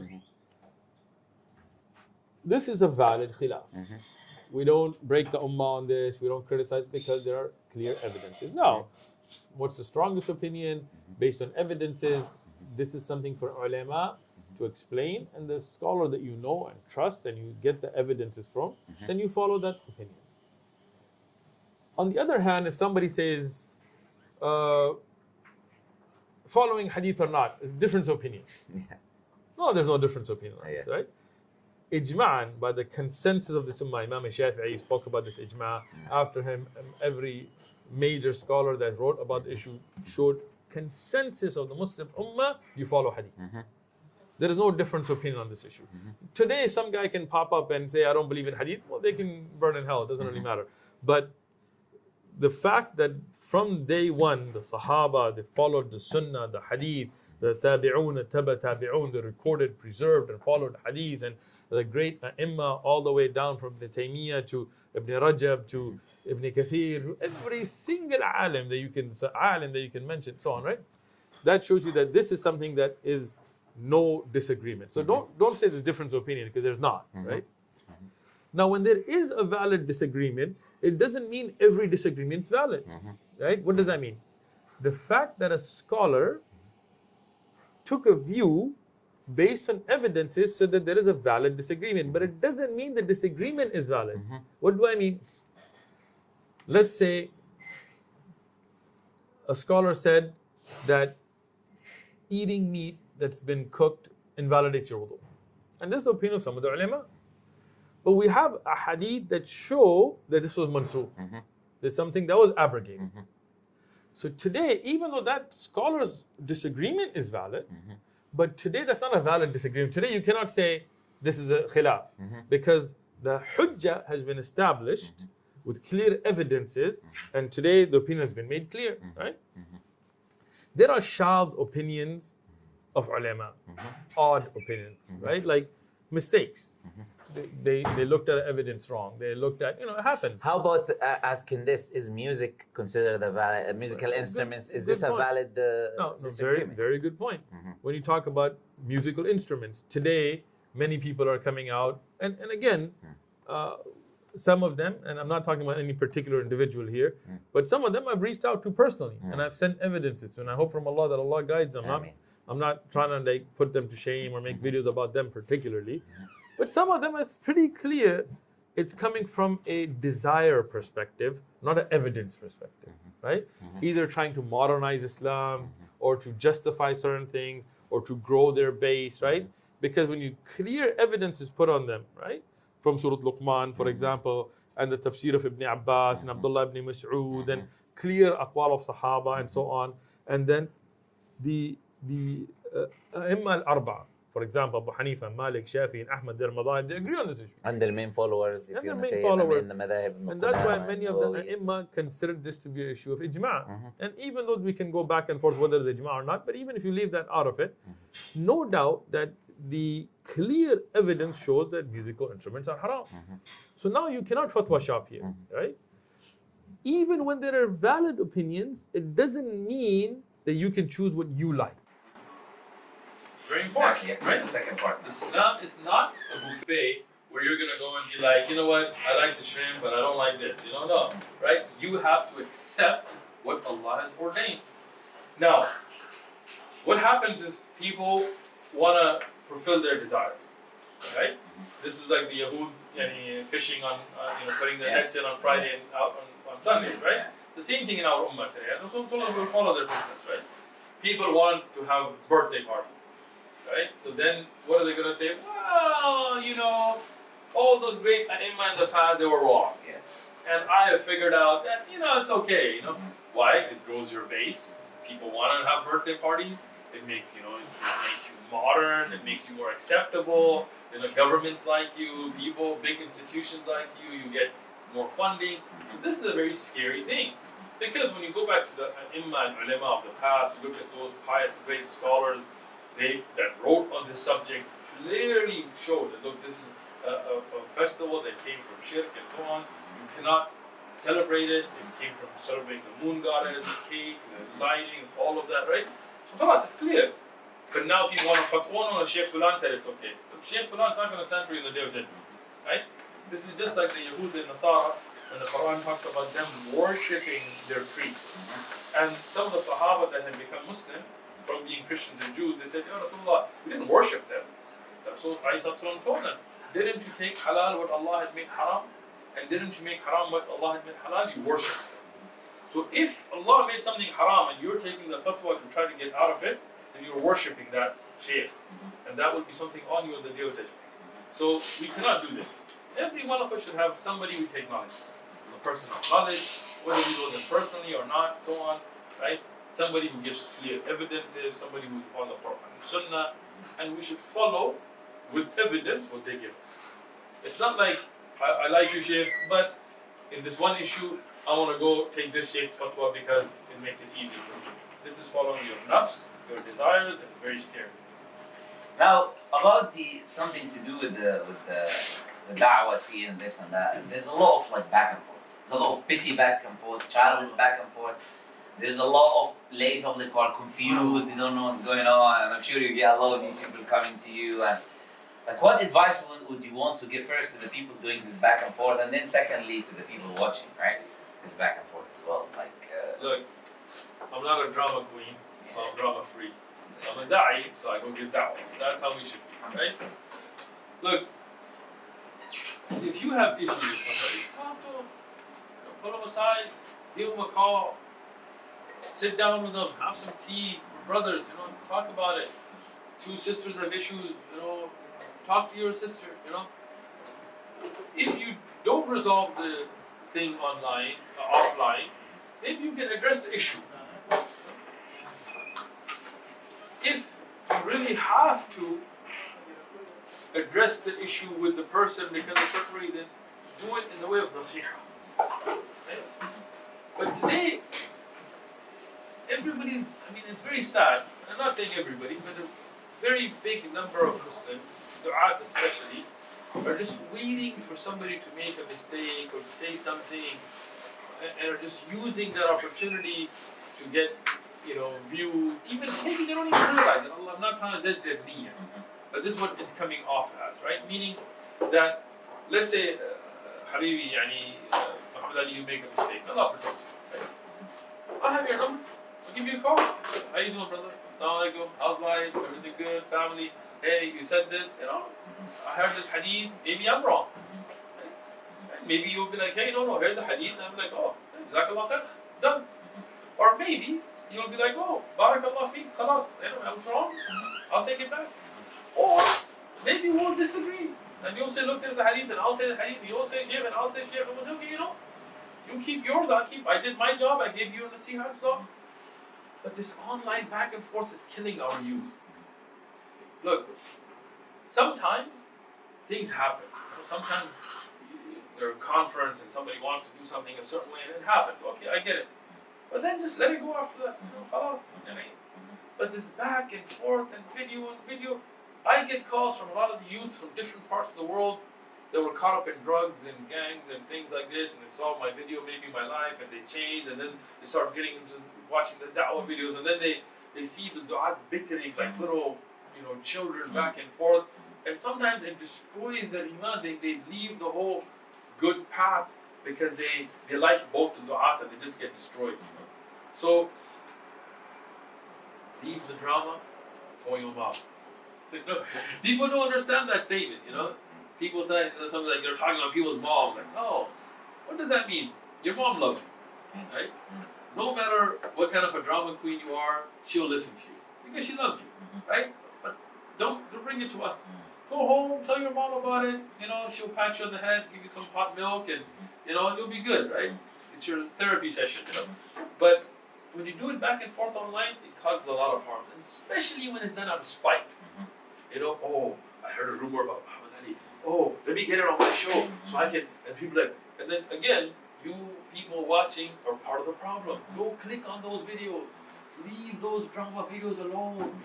Whether it is da'wah to a Christian or an atheist or a kafir, yes, that's a good video. You can learn how to give da'wah, how to respond. Whether it is durus and fiqh and hadith, yes, those are great videos. Click on those. When it's like Muhammad Ali exposed, Muslim lantern exposed. I said this about me. I said that about him. He was doing this. He was doing that. Ya Allah. And the jealousy, the hasad that some people have. Allah, I ignore them. Barking dogs from Lebanon to donkeys in Birmingham, I just ignore them. Why? Because it's not worth my time. I don't need to respond. But this is the thing. Once you get better known, everybody wants to use your name to find any fault, whether it exists or doesn't, just to get views. And people that click on those videos, this is a problem. Because then it encourages this drama culture. Forget all this. What a beautiful hadith. In this hadith, there's 3 Sahih hadith.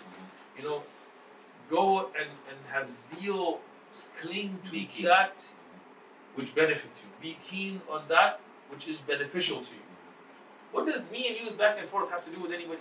What is that going to benefit anybody? Right? What is he said this and no, I said this to him and then he said this and oh, you said this about me and وَاسْتَعِينُوا بِاللَّهِ. Ask help from Allah. Spend time in dua. Turn back to Allah. Make dua for your brother. Wallahi, sometimes a brother does something and I make dua for him. I don't tell him, I don't tell anybody else. Instead of going and making a video right away, I go make dua for him. And I've seen good in my own life from that. Alhamdulillah. وَلَا تَعْجِزْ. Don't become where you give up, helpless, where you're like, I can't do it, Don't surrender. Keep going at it, because the da'wah is a long-term effort. We have a lot of haters out there waiting for us to fall. Keep waiting, because with the help of Allah, we're going to keep going. Alhamdulillah. Okay, now there's something that I want to talk about, inshallah, just touching on, because I think we should touch on it, which is the idea of our brothers and sisters in Gaza and Palestine, and our duty towards them as Muslims. And while we generally talk about that, I want to highlight something which some people do, which is belittling the dua. The only thing we're doing is the dua. So I want you to, inshallah, also touch on that, is the idea of the dua and what our duties, what we can do towards our brothers and sisters. The people that belittle dua is because of their lack in tawakkul and yaqeen. They lack having reliance on Allah and the firm belief that Allah controls everything. We as Muslims, the first thing is, why are our brothers and sisters going through this? Because they're Muslim. If they sold their religion, if they sold their principle, they wouldn't be going through it, right? But what does it mean that we're Muslim? We're Muslim, that means we believe Allah controls everything. Allah is qadir on everything. He's capable on everything. Allah is the one that gives the fath. He is the one that gives the victory. He's the one that gave fath of Mecca. He's the one that gave the fath in Badr. So to go back to Allah is very important. And I'm going to offend some people, so take it as it is, right? We have many extremes in the Ummah. One extreme is they have totally left the spirituality of it. Right? Meaning when this first started, the first thing we did in our masjid is we started qunut. And that's from the sunnah. Until today we're doing it. Can we tell the people what qunut is? Yes. So qunut is the dua, and there's two types. Qunut al-witr, which is done in the last rak'ah occasionally. And then there's Qunut al-nazila, which is the dua that is made in the end of every salah, in the 5 salawat, and then especially in Fajr, due to a calamity that came upon the ummah, right? To ask Allah for victory for those people, and ask Allah for protection for those people, and to ask Allah to stop the harm and destroy those that are harming the ummah. This is the qunut that Rasul ﷺ has prayed in Sahih Ahadith, and you will find this in the works of like Ibn Qudama and early A'imma and Ulama have explained it. So we started that. Why? Because we realize that the first and foremost thing is that Allah is the one that gives victory. Our dua, our turning to Allah is very important. The dua is the weapon of the believer. This is the shield of the believer. There's so many, things we could talk about, but this is a very important thing. And people have totally left it. And what have they done? They have gone towards taking haram means in trying to help our brothers and sisters, as if haram is going to bring the nusrah of Allah. Some of these brothers, when we started the qunut, they mocked us. And they said, oh, you're just going to go make dua to Allah, and that's it. And what did they do? They went and they did the dabka. They were doing the dabka. They were doing dancing with kuffar, holding hands with women and music. You think the dabka is going to free Palestine? You think that's going to bring the nusrah of Allah? You think that's going to bring the malaika like it did in Badr? Our fight is not where your lobby and my lobby and your army and my army. We have to get the nusrah of Allah behind us and then have sabab. I'm not saying just dua, but don't forget that there's a difference between us and just two political parties going at it, right? So that is the first extreme when people reject the dua altogether. The other extreme is where they only think about the dua. They don't think of any other means we can help our brothers and sisters in Gaza, in Palestine, and in other parts of the Muslim world. We're just discussing Gaza because it's going on, and it's definitely, with the tens of thousands of innocent lives that have been killed there, and children, even the UN now is saying around 12, 13,000 children, infants. So, of course, this hurts us as human beings, as Muslims. But there are Muslims that are struggling and being killed in India. There are Muslims that are struggling in China. There are Muslims that are struggling in other parts in Sudan and other parts of in Yemen and so on. And again, all of those, we feel the pain and we have a responsibility. Whether it's giving sadaqah, whether it's giving, at least our voice. Today people are scared people mock it. Like people make a joke out of it when not realizing that, imagine if you were in that situation. Imagine if you were there and bombs were dropping in hospitals and so on, and some Muslim sitting very comfortably in some country was mocking his drink with you. We don't do that. We have to be sensitive for our brothers and sisters. We have to have that pain in our hearts for our brothers and sisters. Now, at the same time, doing foolish things like killing innocent people will definitely not help. And that's not the Sharia. The Sharia has rules and regulations. We don't, but even in jihad and qital, we don't kill innocent, we don't rape, we don't massacre, we don't do these things because Allah has made up haram.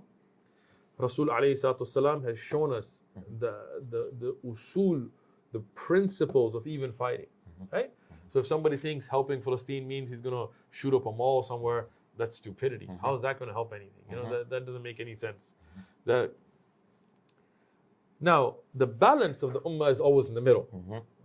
Is wasat, the middle path, So we don't go towards haram, we don't ignore, we don't go towards extremism.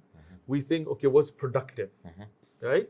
So dua, everybody can do.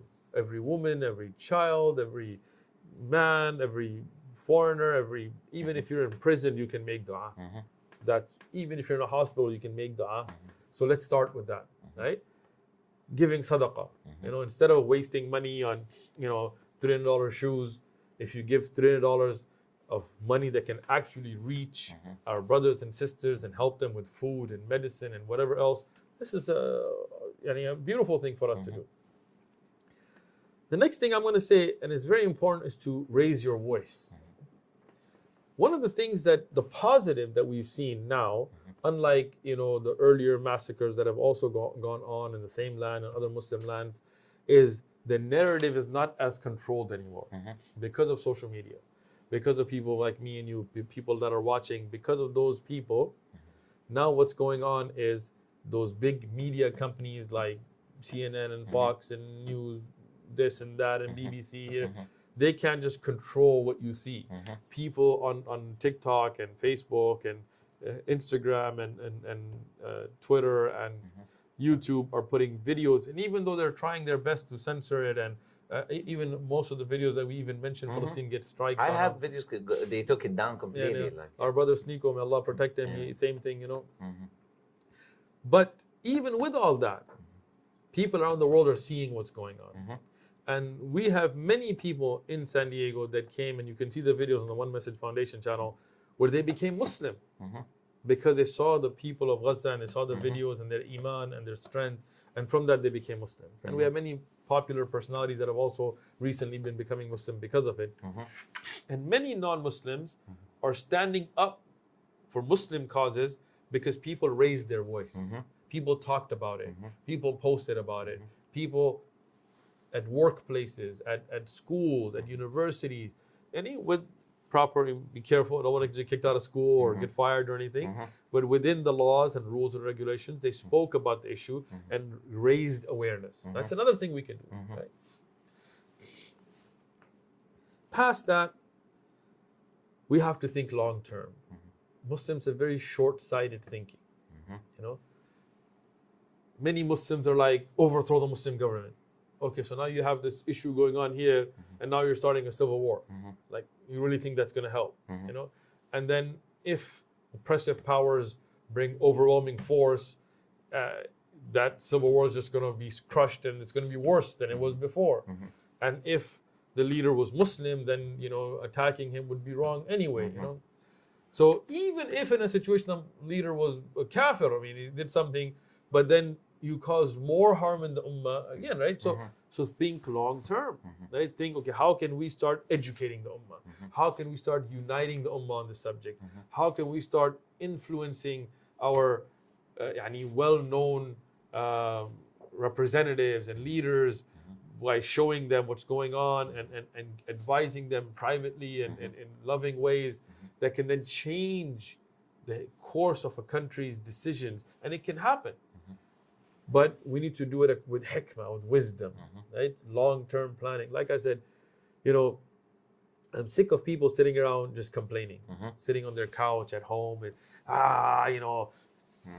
this king, he hasn't done it, and this what are you doing? Do something yourself. You drink alcohol, give that up. You cheat, give that up for Palestine. You don't make 5 times salah, let's start with that.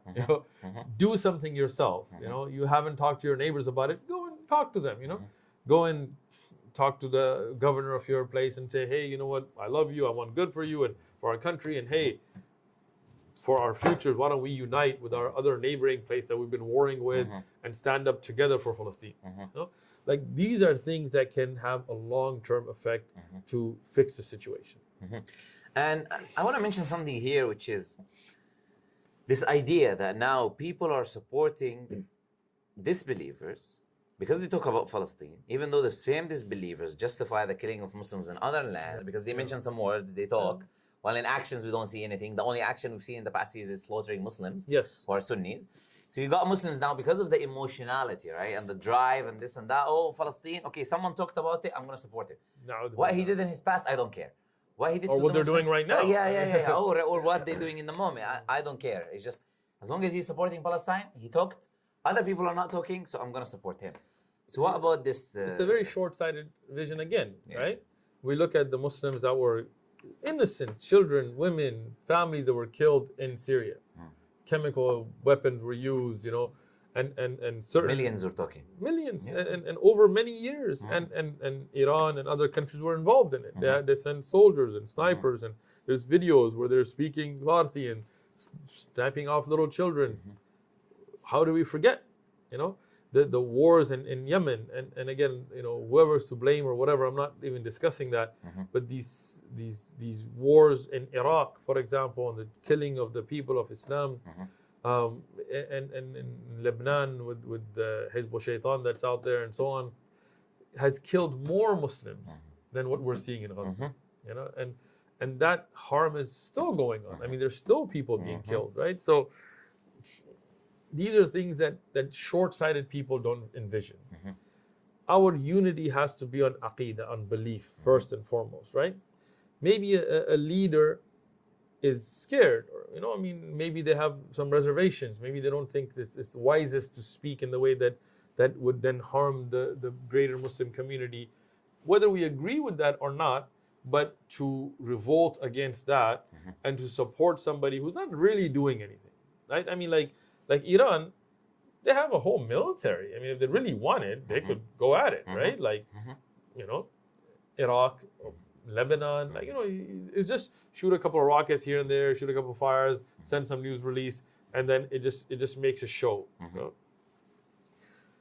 And people are emotional. So they would say, "Oh, look, they're actually doing something. They're actually throwing rocks. Right. Actually."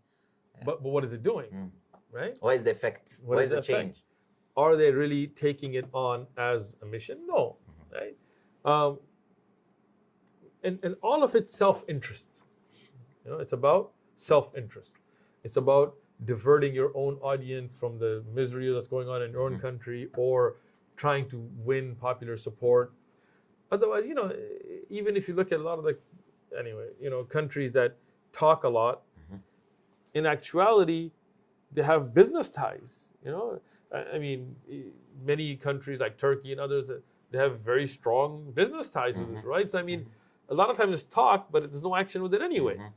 But people love just to hear that talk, and then they forget about shirk and kufr and dhulm on the Muslims in those countries just for that, right? I really think people need to take a long-term approach on the issues. You know, let's say we want to unite. Well, what are we going to unite upon? We can't unite with shirk. We can't unite with somebody saying Ya Ali, you know, instead of Ya Allah when they need help, right? We have to say, okay, let's say the Quran, let's say the Sunnah, let's say how do we make dua to only Allah, not anybody. Let's take these major points, start uniting, right? That's very important. But to unite on political causes, leaving out the Islamic prerequisites of who you unite with, will never bring barakah, because we're asking help from Allah. And the wala wal bara is a core concept of how we unite and show alliance to, and how do we disassociate ourselves. And aqeedah is the first aspect of it, and we're losing that because people are stuck on you know, emotional charge because of watching videos on TikTok and this, and they see these videos and they see somebody use that. You know, I'll give you a simpler example. We American Muslims, Biden, when he was running, he used hadith. He actually quoted hadith in his campaigns. And he even said inshallah in the presidential debate. Yeah, I've seen that inshallah one, right? And everybody went crazy. Oh my God, he said inshallah. Oh, he's going to be great for Muslims. They voted for him. What did he do for Muslims? You know, subhanallah, he's, I mean, in this issue, he is, I mean, both sides are standing but on that, but he's been very firmly against Muslims. He put trans in high positions, didn't give Muslims anything. So emotional responses should not be. We have to have creedal, well thought out responses in these matters. We need to do things that will actually help the people of Palestine, of Gaza, and long term. And as I mentioned, the different levels of what we can do, focus on that, but never compromise on aqeedah. Because whatever who you unite with, whatever you do that doesn't please Allah Azza wa Jal is never going to result in victory. Exactly. It's just going to result in the opposite. Now, when we talked about aqeedah and these things, I want to ask you like a bit of a sensitive topic or a sensitive question, right? As if so far we haven't been sensitive. It's this idea of like, okay, what about this Salafism? Now, some people think this idea Salafi, this and that. Some people call me sometimes Salafi, some people call me this, some people, even though I never called myself any name, right? Other than Muslim. As Allah Azza wa Jal commanded me to do in the Quran, I try, alhamdulillah, to stay with the Quran and Sunnah and follow the same beliefs as the companions did and the same teachings that they had, etc. Now, some people think now Salafi means a person who's very rigid and harsh, extremist, who is against supporting our brothers and sisters in Palestine, who's maybe being paid by the government, who is against aiding Muslims and attacking everyone left, right, and center, and he's the only one upon the truth, And some people think this is what Salafi is. I just want a clarification from you. Because I do personally, I would say this idea, like no one can come and say you have to call yourself X, Y, and Z other than Muslim. Right? Muslims, Allah Azza wa Jal says, وَسَمَّاكُمْ Muslimin, He named you Muslims. Prophet ﷺ said, name yourself what Allah named you, which is what I name myself. Okay. Alhamdulillah. Yeah, you believe what the companions believe, you do what the companions did. But what is this idea of Salafi? Is this, are there people who hijack the term today? What is going on? Like, if you can tell us about that, yeah. First, foremost, what is wajib, what is obligatory upon the Muslim is to follow the Quran. Whatever Allah subhanahu wa ta'ala has revealed in the Quran, or whatever is sahih and al-Mustafa alayhi salatu salam, whatever is authentic from the Prophet Muhammad sallallahu alayhi wasallam, we must follow. As a Muslim, it doesn't matter what, sect, group, whatever you want to call yourself, but the issue is this is obligatory upon us. And the best example for us, as what we find in the Quran, who Allah subhanahu wa ta'ala was pleased with, who they were pleased with Allah and Allah was pleased with them, is the Sahaba, is the companions. And those Salihin that were with them, who are the An'am Allahu alayhim, who did Allah subhanahu wa ta'ala bestow his bounties upon, min al-Nabiyeen, was Siddiqeen, was Salihin, was Shuhada, was Salihin, right? In the tafsir of this, as Sheikh Muhammad Amin Shanqiti, he mentions in Adwa al-Bayan, he said, Nabiyeen, like to follow the way of the prophets. And the Siddiqeen, who is the Siddiq? Abu Bakr as-Siddiq, who are the Shuhada on Uhud. Rasulullah sallam told about Umar and Uthman and Abu Bakr. He said, told Uhud not to shake, Sahih Hadith, because upon you is the Siddiq, who is Abu Bakr, and Shahidain, the two Shuhada, Umar and Uthman. So it's the Sahaba. And then after Shuhada, Salihin, right? Who are those? Right? Those Tabi'un, the great Imma, like Sufyan al-Thawri and Sufyan ibn Awayna and Abdullah ibn Mubarak and Hassan al-Basri and the great Uwais al-Qarni and so many great tabi'un. For example, you look at Imam Abu Hanifa, the great faqih, and Imam Malik and Imam Shafi'i and Imam Ahmad, and then after them, Imam Bukhari and Abu Dawud. So we as a Muslim ummah, we're ordered in the Quran and Hadith to follow the Quran and follow the Sahih Hadith and the best of the generation. That is upon us. We don't have to walk around with labels and try to challenge each other like, brother, you ain't Salafi enough for me, brother, get it tattooed across your back or some like these kinds of things that people have made into it. No, you may follow a sheikh that, alhamdulillah, as long as he's on the Quran and Sunnah, that's okay. And my sheikh may not agree with your sheikh. That doesn't mean we sit around and refute each other all day and as if we're some kind of masters of the dungeon keys or something. I can throw you off the manhaj and no, right? But again, we do want to follow the best of generations. We don't want to innovate in the religion. We don't want to coming up with new things. No, what those Sahaba and Tabi'un and Taba Tabi'un, those Salaf al-Salihin, what they saw as a religion is the best. This is what Allah, this is the Rasul Sallam said, this is the best generations and so on, right? But today it's become almost like you have soccer teams, or you guys call them football teams, right? It's become like that, I'm on Sheikh Fulan's team, and if you're on this team, then I just hate you. And sometimes Shuyukh may have a personal disagreement that's between them, right? Imam Bukhari and Imam al-Duhili had a very harsh disagreement, right? It led to a lot of things, but the Ummah didn't allow it to divide the Ummah over it, right? You didn't become Bukharis and Duhilis, right? You still stayed together and you let them deal with their internal issues. This is how we should handle it. Look, you're Muslim, I'm Muslim, this is the core of it, right? If you do some bid'ah in your ibadah or things, then it's upon me to give you nasiha. To first thing, want good for you, not just refute you, but to really try to change it, right? To make ghayr, to change the munkar, right? This is the first thing, right? Secondly, if your sheikh holds a view and my sheikh holds a view, and they're, like we discussed earlier about what is a valid view and evidences, khalas, no problem, right? Imam Shafi'i held views that Imam Malik didn't, and Imam Malik held views that Abu Hanifa didn't, and Abu Hanifa held views that Imam Ahmad didn't. They didn't go around refuting each other. They didn't go around telling your students, don't sit with this person, he's a person of bid'ah. No, okay. This is not the way to go about things, There are valid disagreements that we have to respect. There are scholarly opinions that we have to respect. And the core of it that I'm going to say is nasiha. Ad-deenun nasiha. What does nasiha mean? Does nasiha mean that I just want to find a mistake? I'm just saying, gotcha, No, I want good for you. If you're going down the wrong path, I really want to, and maybe I'm on the wrong path. Maybe you can give me nasiha, right? And if I see the evidence, I should be like, yo, Jazakallah khair. Right? But this dividing each other, attacking, and of course, you think the Salaf al-Salihin, what does it mean to be Salafi though? It doesn't mean to follow a particular scholar today. I mean the Salaf, right? You think the Muslims are being killed in one land and the genocide is going on against them, you think they're not going to care? You think Umar radiyan and Uthman radiyan? Of course.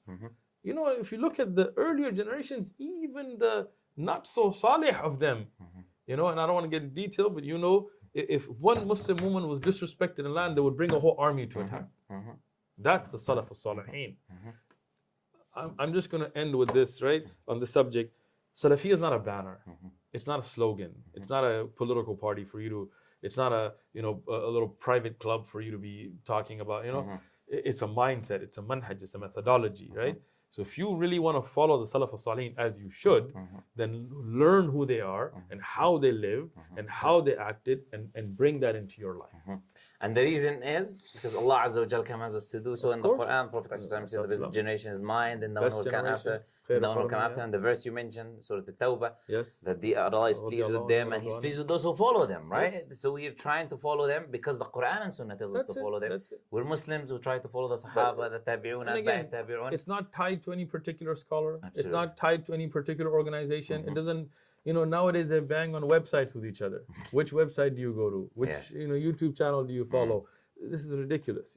Dividing the ummah on these things those who want to follow the Salaf al-Salihin should be the most compassionate and caring about the Muslim ummah in Kashmir, in Chechnya, in Russia, and in every part of the Muslim world.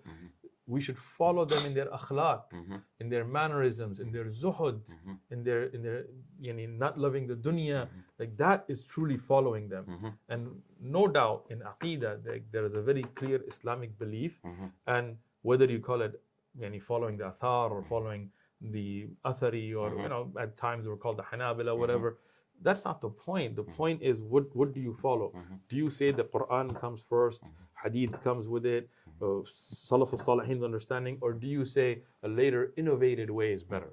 There is the distinction. Yes, subhanAllah, and this is what I would say for people to consider and think about, because when you say you call yourself Muslim, some people they come and say, but everyone calls themselves Muslim. But the same can apply for any name you call yourself. You can call yourself Salafi, and everyone can call themselves Salafi. It doesn't mean they are. Even the Khawarij and stuff, they call okay. So it's all about what you believe and what you teach and what you're upon and how you behave and how you act. So you just be a Muslim, follow the correct beliefs. If you want to use names, that's why they started using this name Hanbali later on for a specific group, so they can say this is just Imam Ahmad's belief. Yes. It's not everyone's belief, right? So it was a way to distinguish, okay, we follow this Imam, you follow that Imam. It's not about any Imams, it's about the Quran and Sunnah of the Sahaba. They were upon this belief. The Hanabila, why were they associated with the Athari creed? Because they were the forefront of defending it, right? If you look at Al-Barbahari, and it was early on, and of course later with Ibn Taymiyyah, Ibn al-Qayyim, and Sheikh Islam, and then others, Imma like Muhammad al-Wahhab and others later. It's not about the individual. Like, that's why I never tied to an individual. It's all about what do they represent, what did they defend, and that is what you have to be upon. Today we have brothers talking like saying Salafi, and they couldn't name 10 Sahaba. This is such a sad state that we live in. Go learn and follow, bring it into your life. Today you have a brother that won't say salam to you because you were sitting with another brother, whatever. And I mean, this is the way Salaf al-Salihin, were they like this? Were they, did they stop salam to each other because you don't listen to my shaykh? It's ridiculous. SubhanAllah. So now about, just we want to finish on a few different things quickly, inshallah. First, the idea of scholars, right? And now people saying these scholars are not scholars because they're teaching the people the religion, but they don't talk about politics. Until they talk about politics, they be the real ulama. So if you speak about politics, you become the sheikh, the alim, the muhaddith, the imam. If you don't speak, then you are a sellout, paid agent, and all of these different things. This is another, may Allah reward you for bringing these subjects up, because these are all things that I wanted to address anyway. Look, first thing, you don't know the situations they're in. You don't know the private nasiha they may be giving. I was on a podcast and with a brother, and it's online, and he was saying nobody is advising the rulers. So that's not true. I know ulama personally, right? Who I personally have sat with, that do sit with kings of certain countries, I'm not mentioning names, and give them nasiha on subjects. Now, whether the king takes it or doesn't take it, and so, but they do. I know it personally. I've sat with them. Even right now, I was on a tour, of the Khalij and stuff, and I met many very good ulama that don't publicly come out and talk about many political things, but they do go and sit with leaders. And I sat with people who are members of royal families, and we gave nasiha, we gave advice. So just because they're not on TikTok doing it doesn't mean they're not doing it. Don't assume that. And don't think their scholarly abilities has anything to do with that. This is just stupidity, that they're sellouts and they're, how do you know? And who made you the judge? Who asked for your opinion, to be honest? When I was in San Diego one time, I was giving a dars, fiqh dars, and one brother raised his hand in the QA. He goes, what's the hukam on Islam of the king of Kuwait? Is he Muslim or kafir? I was like, first thing, I didn't even know Kuwait had a king. I mean, and I don't even know his name. So why would I know about his Islam? Secondly, I don't live in Kuwait. And I asked, Akhi, do you live in Kuwait? No. Have you ever been to Kuwait? No. What's that got to do with you? The question was trying to get me to either make takfir or to say that this or that. Why would you do that? That's so stupid, Like Muslims today, deal with that which affects you. Like, fix yourself, better yourself, better your community, better those around you. Why are you sitting around wasting your time with this stuff, right? Ulama at times are going through such hardships, but you don't see it. It's behind the scenes, right? And they're standing firm, but they're not doing it for show. They're not doing it for media presence, so you don't know it. So that's not your job to go and judge them. Rather, those that, have that level of knowledge and are benefiting the people and have written books and teaching, and those are the ulama and shuyukh, and make dua for them. And whatever is between them and Allah, leave it between them and Allah. Allah will not ask you about them. Allah will ask you about you. Worry about yourself. Yeah, subhanAllah. And Prophet ﷺ, he said, Man aada li waliyan faqad adhantuhu bil harb. Who opposes a wali of mine, then let him prepare for war. And these ulama have spent their lives, decades. Awliya of Allah. And you see, they are the inheritors of the prophets. You're attacking the inheritance of Rasulullah sallallahu alaihi wasallam. You're attacking them because they teach people the religion. Look at how crazy this is. You're attacking him for teaching a person his deen, and you would rather someone be locked up or be this or that and not benefiting the ummah, so you can be happy over him sitting down for 60, 70 years and even supporting. Those ulama, many of them, they are advising. Yeah, absolutely. Like I said, I know this personally, right? Just because you're not seeing it doesn't mean it's not happening. And even if their advice is not listened to, it's not their fault. They're doing their best. Make dua for them. When these ulama die, that knowledge will be lost, as the hadith of Rasul alayhi salatu wasalam, and wallahi will miss it. I remember the time when Sheikh Albani and Sheikh Ibn Uthaymeen and Sheikh Ibn Baz were all alive, right? And it was a wonderful time. And now when I think back at that time, I'm so sad that we didn't benefit more from them, right? So those ulama that are still alive, instead of criticizing, and those ulama today, like we see them as untouchable names, but I remember when the same people attacked them. Today these people won't dare it, but at that time they did, because they didn't appreciate the ulama. Appreciate the ulama, benefit from them, learn from them. Anyway, Jazakallah khair. Barakallah feek. What else? And subhanAllah, there is another thing that I want to mention, which is this idea of, before we close up inshallah, this idea of accusing Muslims without proof, and this idea of calling people like traitors, like Yahud, this and the agents, without proof, without evidence, because they say something which we agree is wrong, or the idea that it was said it was wrong. We're not defending how it was said or why it was said or what was said, but this idea of accusing without evidence, this idea of takfir, right? Easy takfir, easy this and that. This is a very, very serious issue. If you say this guy and you call him a rabbi, or you call him a priest, or you call him this, or a munafiq, these are very serious. When you call somebody a rabbi who's a Muslim, you're calling him kafir, right? You call somebody a priest, you call somebody even the actual munafiq is a kafir. Sifat of nifaq is different, but actual full nifaq, he has no belief. Yes. So you're making takfir, you're calling him kafir. And if he's not kafir, that word comes down, it's going to go on back to you. It's very dangerous. Why would you want to put yourself in that? if I ask you for a fatwa, what would you do?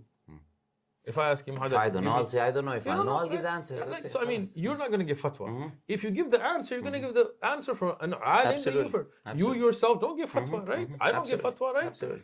Now, takfir is the most serious fatwa. It's not fatwa on whether your wudu broke or not. It's about kufr and Islam. Why would you want to danger that? If it's between them and Allah, leave it. I'm not saying if somebody's worshipping a cross in front of you, you say, no, they're Muslim. I understand that. Like, yes, there is zahir of it, right?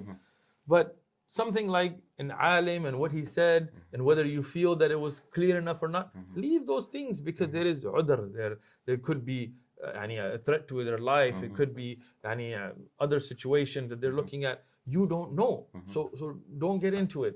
And it's a very dangerous thing to, even accusations of zina, for example, if I make accusation that you made zina, na'udhu billah, and I don't have 4 witnesses, this is ifk. This is accusation. I in Sharia would be whipped for it. Imagine today, people make accusations right, left, and center, and if they don't have 4 witnesses on this, in Sharia, they could be whipped for making this accusation. People forget this. But this is very serious. We should never accuse people. Husn al-dhan, we should think good of our brothers and sisters in Islam. Control the tongue. And subhanAllah, even if someone is alim or not alim, we cannot go to the extreme of doing takfir on someone because he did a mistake. Mistake is a mistake. We'll say you're wrong. We can respond to what he says. Takfir is the job of ulama. Absolutely. This is not our job. Because there are people who speak who are not necessarily ulama, but they still speak about these issues and they get takfir. And that's a big issue. Very big issue. And this is a major sin. It's a major sin. There's a hadith where Sheikh Al-Albani authenticated. He said that whoever accuses a Muslim of something he didn't do, كان حقا على Allah, it was upon Allah to make him taste from that liquid of the people of hellfire. Subhanallah. And Allah says, وَالَّذِينَ يُؤْذُونَ الْمُؤْمِنِينَ وَالْمُؤْمِنَاتِ بِغَيْرِ مَا اكْتَسَبُوا فَقَدْ احْتَمَلُوا بُهْتَانًا وَإِثْمًا. It's a great sin. This is a major sin. So may Allah Azza wa Jal, inshallah, give us all guidance and give us forgiveness. Ameen. And give you barakah for attending, and inshallah touching on these topics. Wallah, it's been my pleasure, and we ask Allah to put benefit, inshallah. Ameen. And not to be the last meeting, inshallah. We'll have more in the future. Inshallah. May Allah protect you and protect the da'wah that you're Make sure doing. to check the Sheikh's channel out and the brothers behind the scene, brothers from One True Message Foundation. Make sure to check them out as well. Jazakumullah. Barakallah feekum. Jazakumullah.